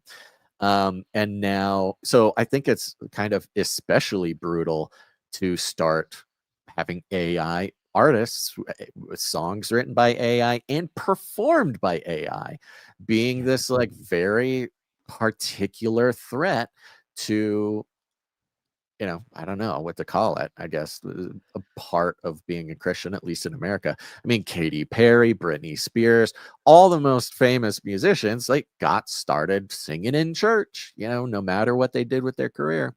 So it's also cutting off a real pipeline for even human artists to even hone their skills or practice or anything. Well, it might have an I don't know, an opposite effect in a sense where the musicians that play live become better because they got to keep up with the machine. And I've noticed that with drum performance a lot sorry, better. A lot of the electronic music that's happened in the last couple decades, every beat is perfectly on time, and so drummers have gotten very good at being very on time, and more sophisticated with their drumming and stuff like that. So it could be that opposite effect, but yeah, surely it's for the majority. I think you're right. It robs them of the kind of grind that shaped our generation. Those young kids don't understand the grind. Yeah, I mean, performance will probably always be a part It's of always it. going to be a thing, yeah. You know, but as far as writing things like that, it's very difficult. I would like to know the individual or the team behind Solomon Ray. That's something I haven't noticed with we got a couple articles on this that we just covered, or the Instagram page and stuff, but nobody's mentioning or sourced the origin. Like, is there a group of people doing it? Is it a band? Is it a guy? Is it just a guy in a basement? What's going? That's what I would like to know. Maybe there's a new standard we can set with some of this. It's like, okay, fine, AI music. We're not going to be able to stop it, but can we please remove some level of the anonymity? If it's going to be in the top 100 charts or whatever, can we get or maybe that's not with the spirit of what a lot of the entertainment industry is, which is you don't really have to necessarily get your own personal identification out there. You can do it as sort of a whatever. Like Behind studio a bands, mask. studio bands are kind of that way. Where, right, like, and I just wonder, Gorillaz, for example, nobody knows. Yeah, you're right. Gorillaz. Well, we know that it's a guy from Blur or whatever. But anyway, But that would be an interesting concept too. Is maybe the reason why Solomon Ray's Soul is number one is not because some random dude made an AI thing and happened to be catchy or whatever. They had to be in the right network of people, right pipelines to get it up there, right? So that's what makes me think it's somebody that's already somewhat known or something. It used to be that way, but now you can just kind of throw it up on Spotify. Okay, I found this WLOX.com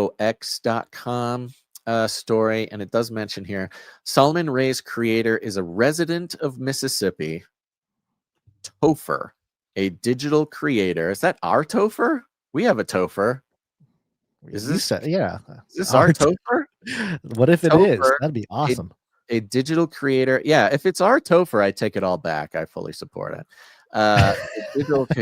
We would know if it was our Topher, certainly. I don't know, maybe. But believe it or not, Guns, our listeners do things in their lives without telling us a lot of the time. I don't understand it, but they're often not telling us everything they do in their everyday life. Topher, a digital creator and the man behind the machine of Solomon Ray, responded to Frank's critique on Instagram. Okay, here we go. All right. Here's Topher's response, quote, "Who am I to say what God will or won't use to get the message his people need to them?" Topher said. "I'm just here to be an instrument. This is an extension of my creativity, so therefore to me, it's art. It's definitely inspired by a Christian." Topher continued. "It may not be performed by one. I don't know why that really matters in the end." Okay, so Topher's just schluffing it off. Not a very convincing back and forth between Topher and Frank. He is a black man though, so the blackface thing. Maybe he doesn't realize it, or maybe it's okay because he's the black guy. Are you sure? I see you pulled up a Wikipedia page for Topher. Do we know that is that the Mississippi independent American rapper and songwriter and conservative commentator? It's the link from the Solomon Ray thing. Conservative commentator. Yeah, that's what it says here. What is this guy doing? Okay, does he have an X account? This is Chill weird. Michael, Mississippi. So he's a Mississippi guy. Topher voted Republican in 2016. Frustrated with Facebook, he moved to TikTok.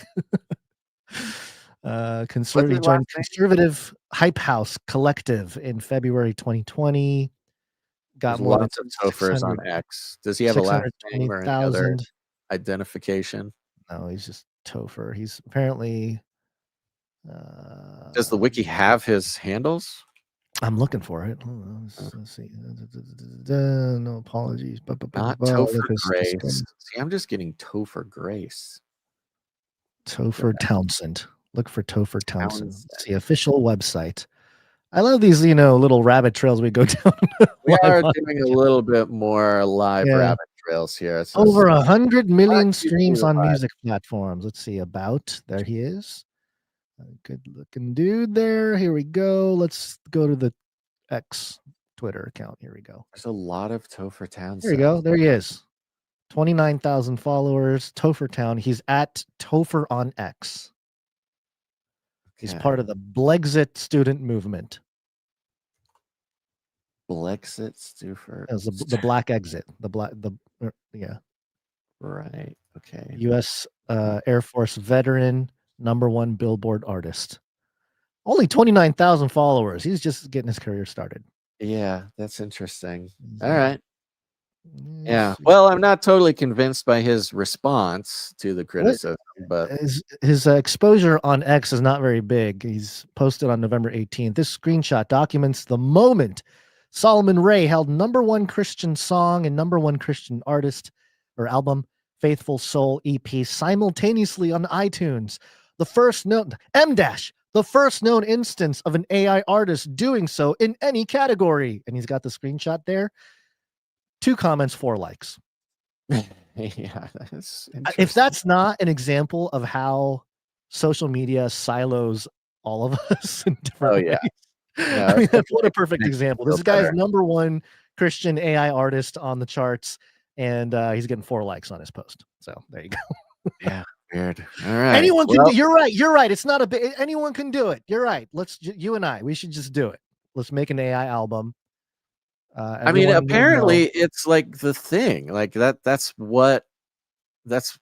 because what you wonder, why does this matter? Well, it matters because it's not like he had a gigantic following that he told them all to go listen to his music to sort of beef up his numbers to make it to the top on the list. He's not getting the kind of engagement where he could have just told at least on his X. followers. He might be on TikTok. He might be getting a little bit more. X doesn't really count in a way. X has its own sort of siloed thing going on. But anyway, I mean, maybe that's the answer. Maybe we just got to start pumping out Christian music and just try to do something. I mean, that's the thing. That is the difference, Guns, between us and other people like us who become more successful.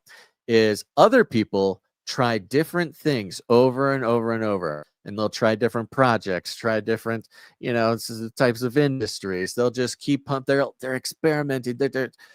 We just do the same thing every day.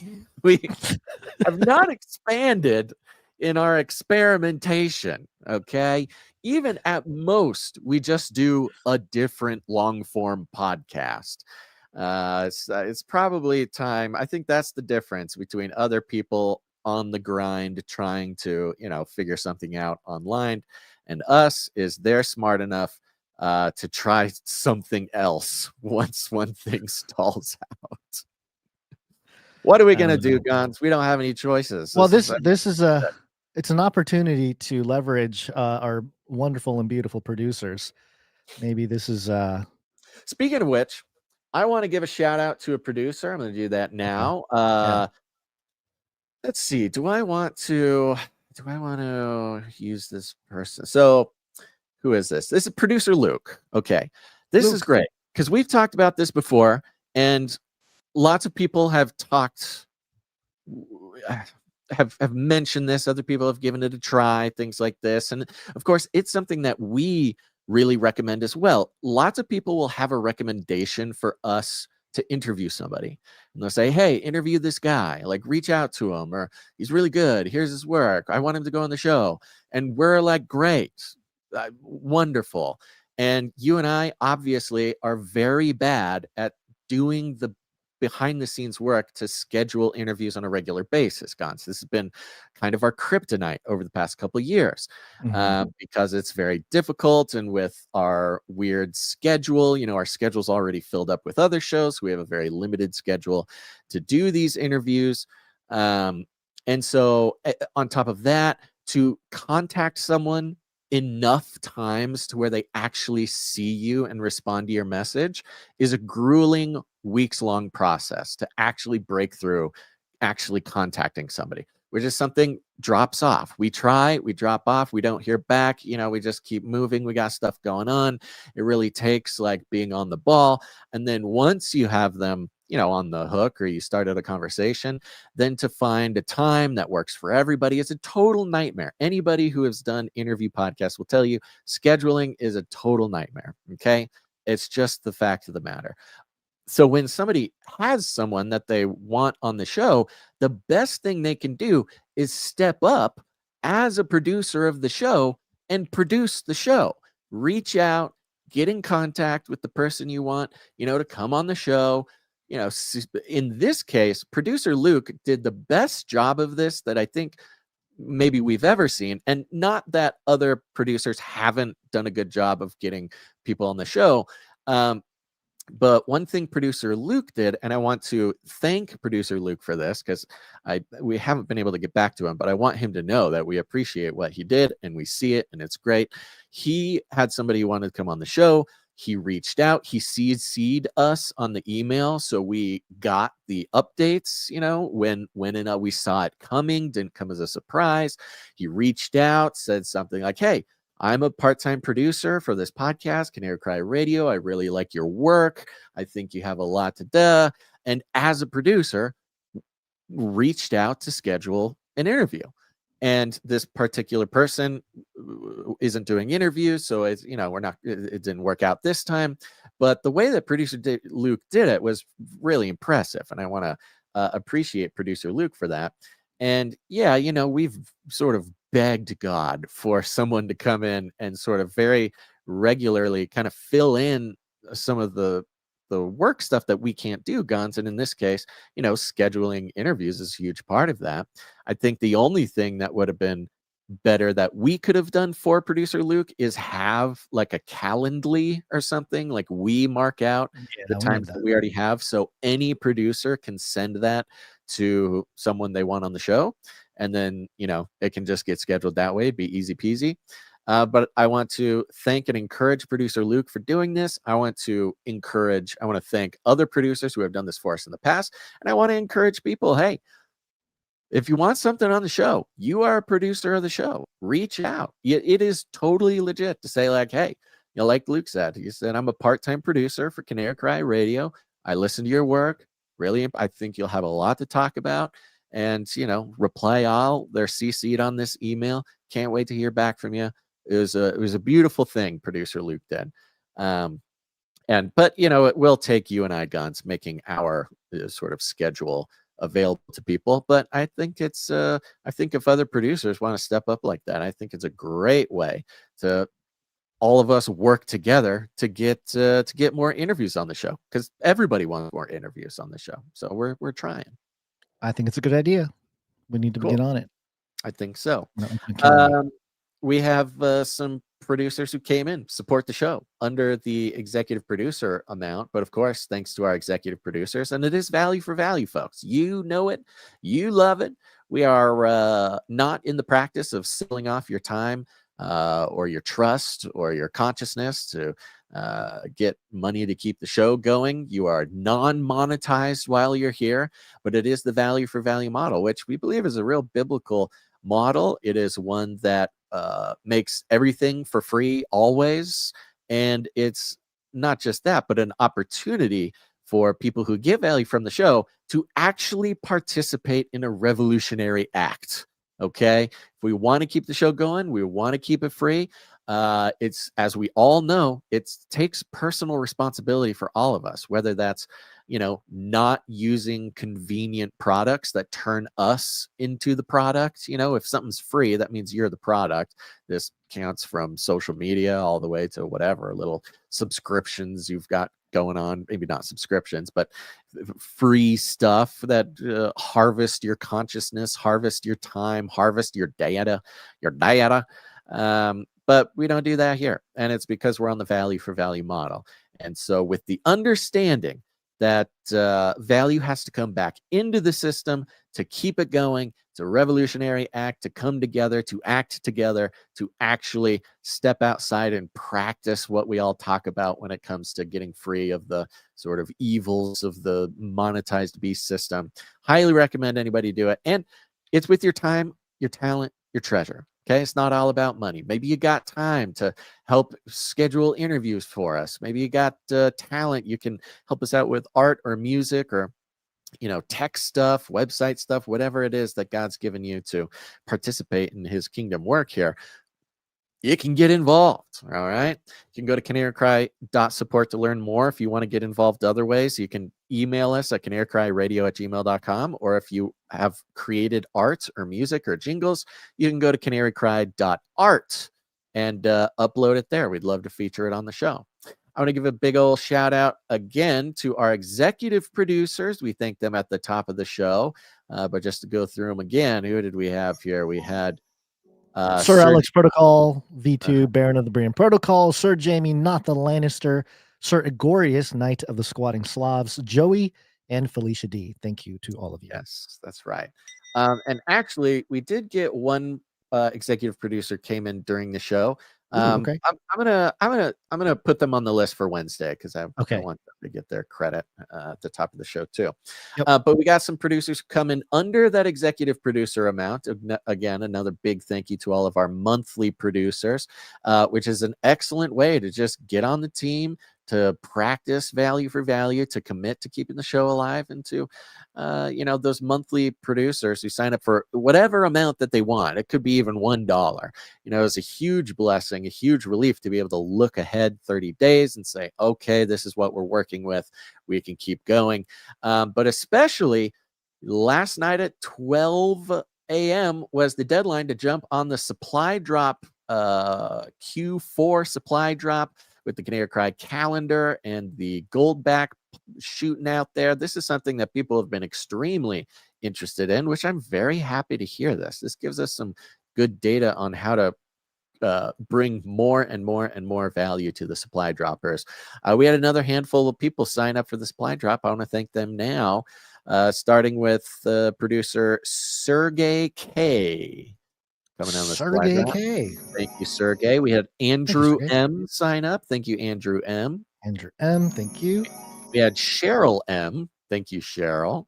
Cheryl M. Thank you. Zachary M. Thank you, Zachary. Wow, the whole M family's. The whole M family's coming in. And Dame Gale. Thank you very much, Dame Gale. Dame Gale, thank you. Oh, and we have a one last one. Producer Jason D signed up for this black drop. Jason D. Thank you, Jason. Very exciting, very helpful. A huge blessing for people to sign up. And we hope that the Canary Cry supply drop is a huge blessing to them. And if you don't know, now you know. If you go to canarycrysupplydrop.com, you'll read all about it, but you support the show for $33.33 a month, and every quarter we'll send you out a package filled with custom Canary Cry gear. It could be apparel, survival gear, of course, fun things like stickers and mugs and other stuff like that. In the Q4, we're, of course, sending out the Canary Cry calendar and a half gold back. That is a real gold precious metal negotiable instrument that is taking the economy by storm, really. It's this almost miraculous way that those of us who see what's going on, we see the pitfalls, the dangers of the shift into the sort of crypto-based beast system coming up. And it's just another way for people to, actually have a hand in whatever this next economic system looks like using real precious metals. So the supply droppers will be receiving that. And while I'm at it, I did get a text message from, who's this? 541 at the Canary Cry text message alert system, sent a text message with a picture of a handful of gold backs. Looks like they got about 12 gold backs. And said, proof of purchase as promised. Thanks again for telling us about goldbacks. So thank you very much. 541. Of course, went to goldback.com and got on the goldback train. I'm going to shoot Jeremy a message. Say, hey, look, man, our people are jumping on. gold backs for life. And you can, of course, if you're on the supply drop, you're going to be getting a gold back this month, or a half gold back rather. But they're not sponsors. This is not a partnership of any kind. But if you've heard our last 2 interviews on Canary Cry Radio, you heard from Jeremy, who's the CEO of goldback.com, and Kim, who is a very Kim the Crusher, who is, I forget her official title over there, but does some incredible work for precious metals legislation and culture. So go check that out. And if you want to get on the Canary Cry text message alert system, it's very easy. Just text the word Canary to 877-740-3226. That's Canary, just the word Canary, to 877-740-3226. You'll get a notification. I will personally text you before we go live every show, so you don't have to rely on faulty notifications and things. But the fun part is you can text us back at that number. I read them. I see them. I cannot carry on a conversation with you via text because it's very expensive for us. 561 says, I was trying to find the thread in my text. I'm trying to donate, please. Well, 561, every notification that goes out when we go live has the canarycry.support link built right in. So does it? Yes, it does. Wow. Let's see here. So there you go. Yeah, get on the text message alert system. Okay. We have, let's see here. We had producer Julie S come in, support Julie the show. S. Thank you. Yes, appreciate that. And of course, we had Cage Rattler Coffee. Cage Rattler Coffee. Hold on, I'm writing Julie S down. Go to cagerattlercoffee.com, folks. This is parallel economy. This is Canarians making it happen, importing the coffee beans, roasting them small batch, roasted by the loving hands of a Canary Cry coffee roaster, and making Cage Rattler coffee available to the Canary Cry family. And a portion of every bag goes to support the show. And you can sleep well at night knowing that you're not giving some big evil copy corporation your money who hates you and everything you stand for and everything you believe in. And it's high quality. It's excellent. There's beans from all over the world. And Cage Rattler Coffee just introduced their Coffee of the Month Club subscription. So go sign up for that. A great way to support the show if maybe you're new to value for value and you haven't quite been able to shift the mindset into supporting something that has already given all of its value to you. But also just great coffee. I have it every day. Go check it out. CageRattlerCoffee.com.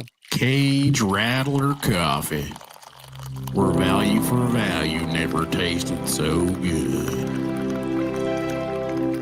So good. So I didn't see any art or music come in. I did not either. But just remember, folks, if you want to create some art, get the kids on the job, break out the crayons. We've got pretty much everything you see and or hear on this show was created by a producer just like you. So it's a great way to put some value back in and improve the show on a regular basis. Mm-hmm.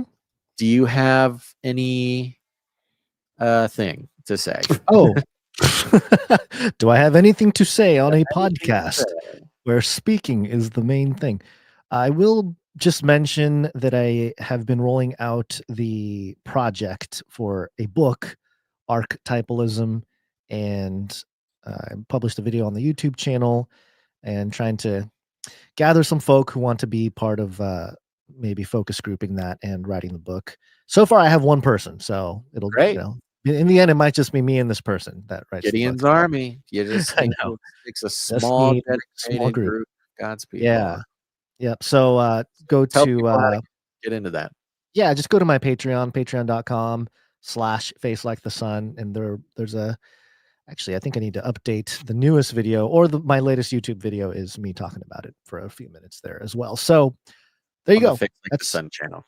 On the Face Like the Sun YouTube channel. Yep. Yeah, go check it out. I mean, I think it's a very exciting opportunity. Again, people out there, all of us, are always looking for the ways that God is calling us and inviting us to do what he has called us to do. And People have lots of dreams and desires, and they feel called to get involved with something important, like the work that you've done for so long, Gons.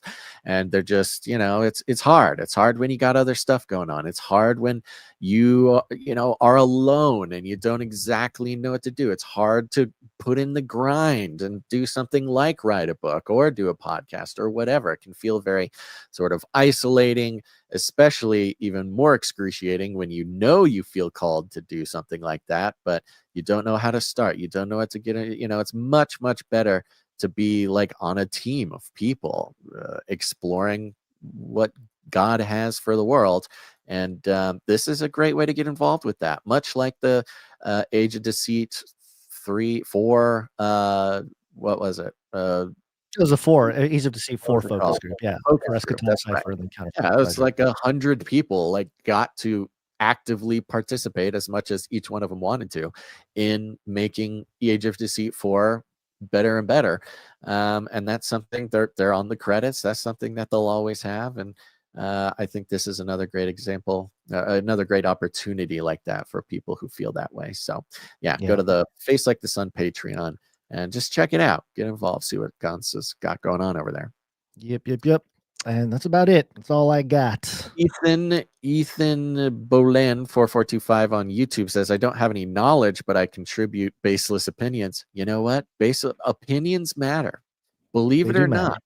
Those who are earnest and serious about their opinions and coming at it with the correct, attitude of wanting to make something better, those opinions matter. So go check it out, Ethan.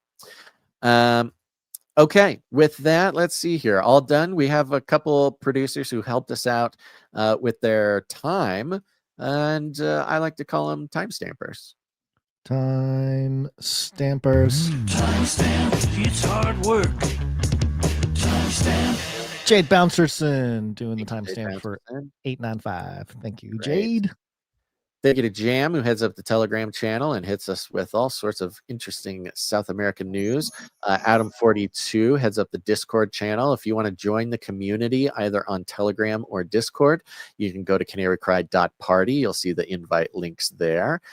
Thank you to Joe for the feedback. Thank you to Clank for everything you're doing for us, Clank. And thank you, of course, to Sir Ike, making so many things happen. Yes, you have a comment? I was just reminded there was something I wanted to ask Clank, because there was people live on air here. I do. I want I just want to throw it out there. If he catches it, if he does, great. If not, it's not a big deal. But there was that people were pointing out how Henry Kissinger, right before he passed away, wrote a big thing on AI. And one of the things he talked about was either a project Genesis or a Genesis project or something like that. And so because of Trump's Genesis mission, people were pointing out like, oh, this is Kissinger's agenda of the Genesis AI thing. And we had an episode December 4th, 2023. I believe it was almost exactly 2 years ago, where we covered Henry Kissinger's basically the last of his writings, which had to do with AI. He was I recall sort of, amused with his obsession with AI as it was being reported. I think it was episode number 694. Wow, almost exactly 200 episodes ago? Interesting. Almost 2 years ago, 200 episodes ago. Henry Technicus. And I want to know if we actually mentioned Genesis in that. I mean, we might have, just because, if it's Genesis, we might have pointed out like, hey, Genesis. And then, here's Kissinger talking about Genesis with AI. So there's a couple articles there. If we did, if not, no biggie. But I was just wondering if Clank can, clank the machine, find out if we actually talked about Genesis as part of the Kissinger conversation with AI 2 years ago, now that everyone's freaking out about the Genesis mission. So with our record, we probably did. There you go. I wouldn't be surprised.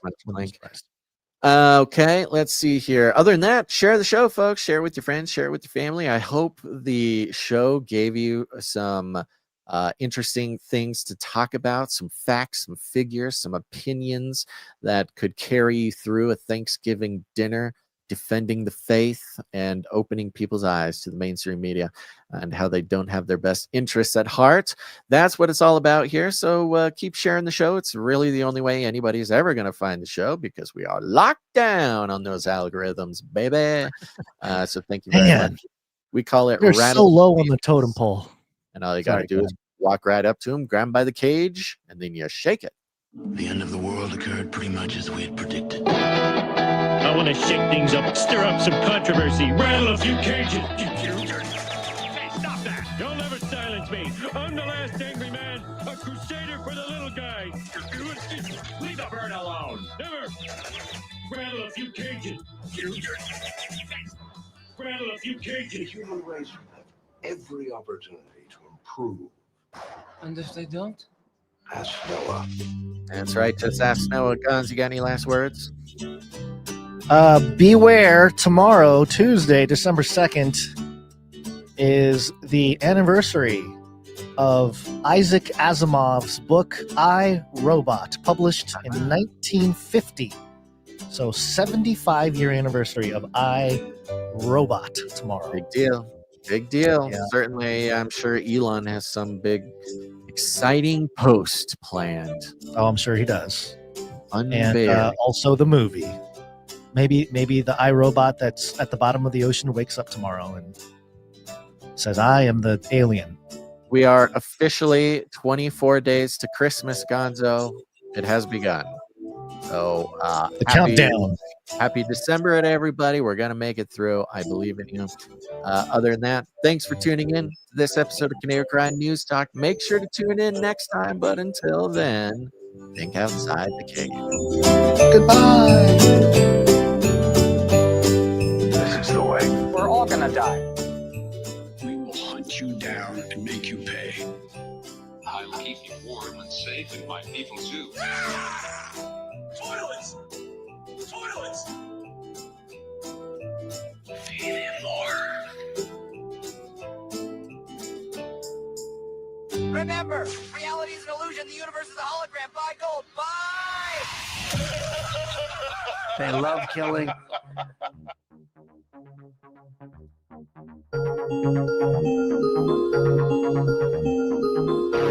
I cry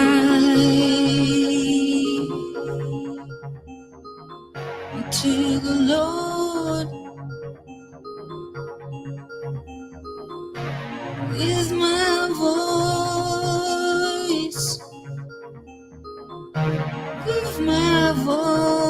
voice, and to the Lord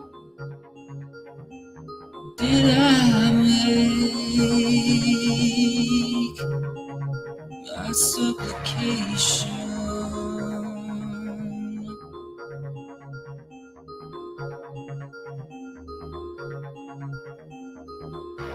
I pour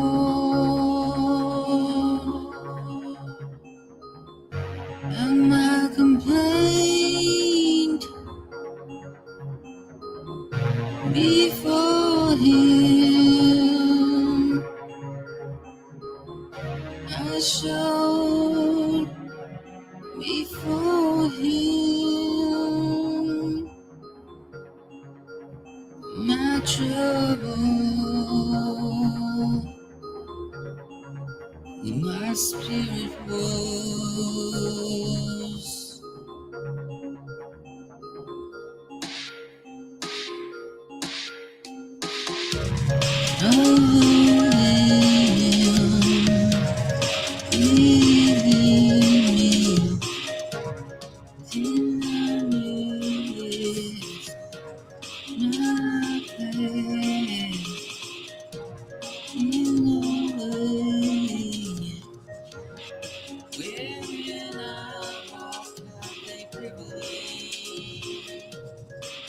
It is never me.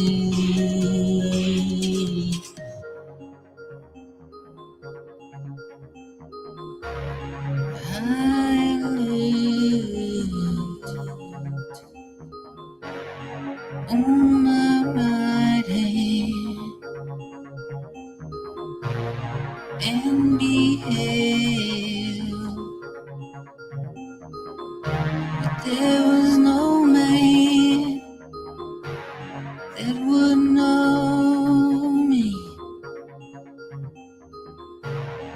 refuge failed me. No one cared for my soul.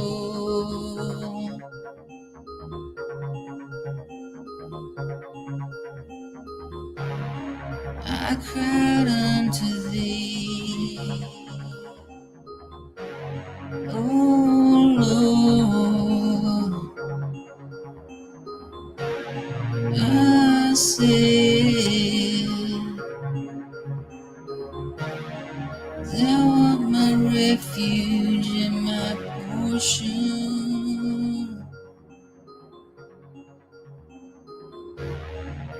In the land of the living.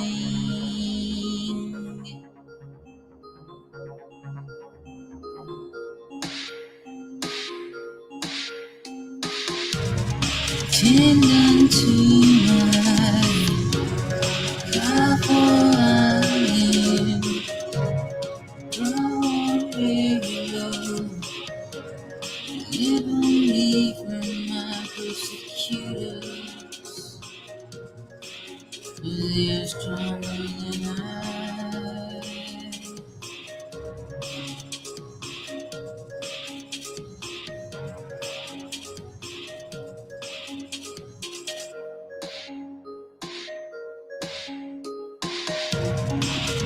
My soul out of prison, that I may praise thy name. Righteous shall compass me about, for thou shalt deal bountifully with me. I love the Great Reset. He's got the solutions for the problems that he created. So step right up for the Great Reset. For the Great Reset. Hiding in the shadows, he's always behind the scenes. He's pulling on the purse string. He's got control of everything. He's got the solutions to the problems that he created. So sit right up for the Great Reset. For the Great Reset. He serves his master with fervor. He's a Luciferian. He's bound up and determined to bring us to an end. It's the final solution. Destroy the human race. So we'll cry up to the Great Reset. To the Great Reset.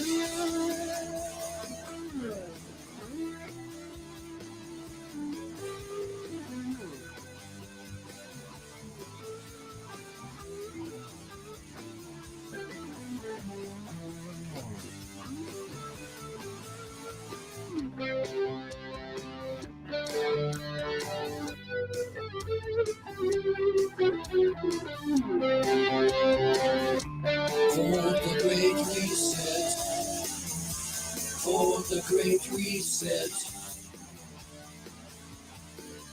There's only one way out through the door, but you'll need the code.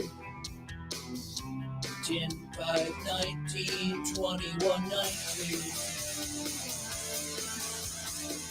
Or you can step right up for the Great Reset. For the Great Reset. For the Great Reset. For the Great Reset. Value for value. We take no money from corporations, commies, or cartels. Canary cried, I suppose.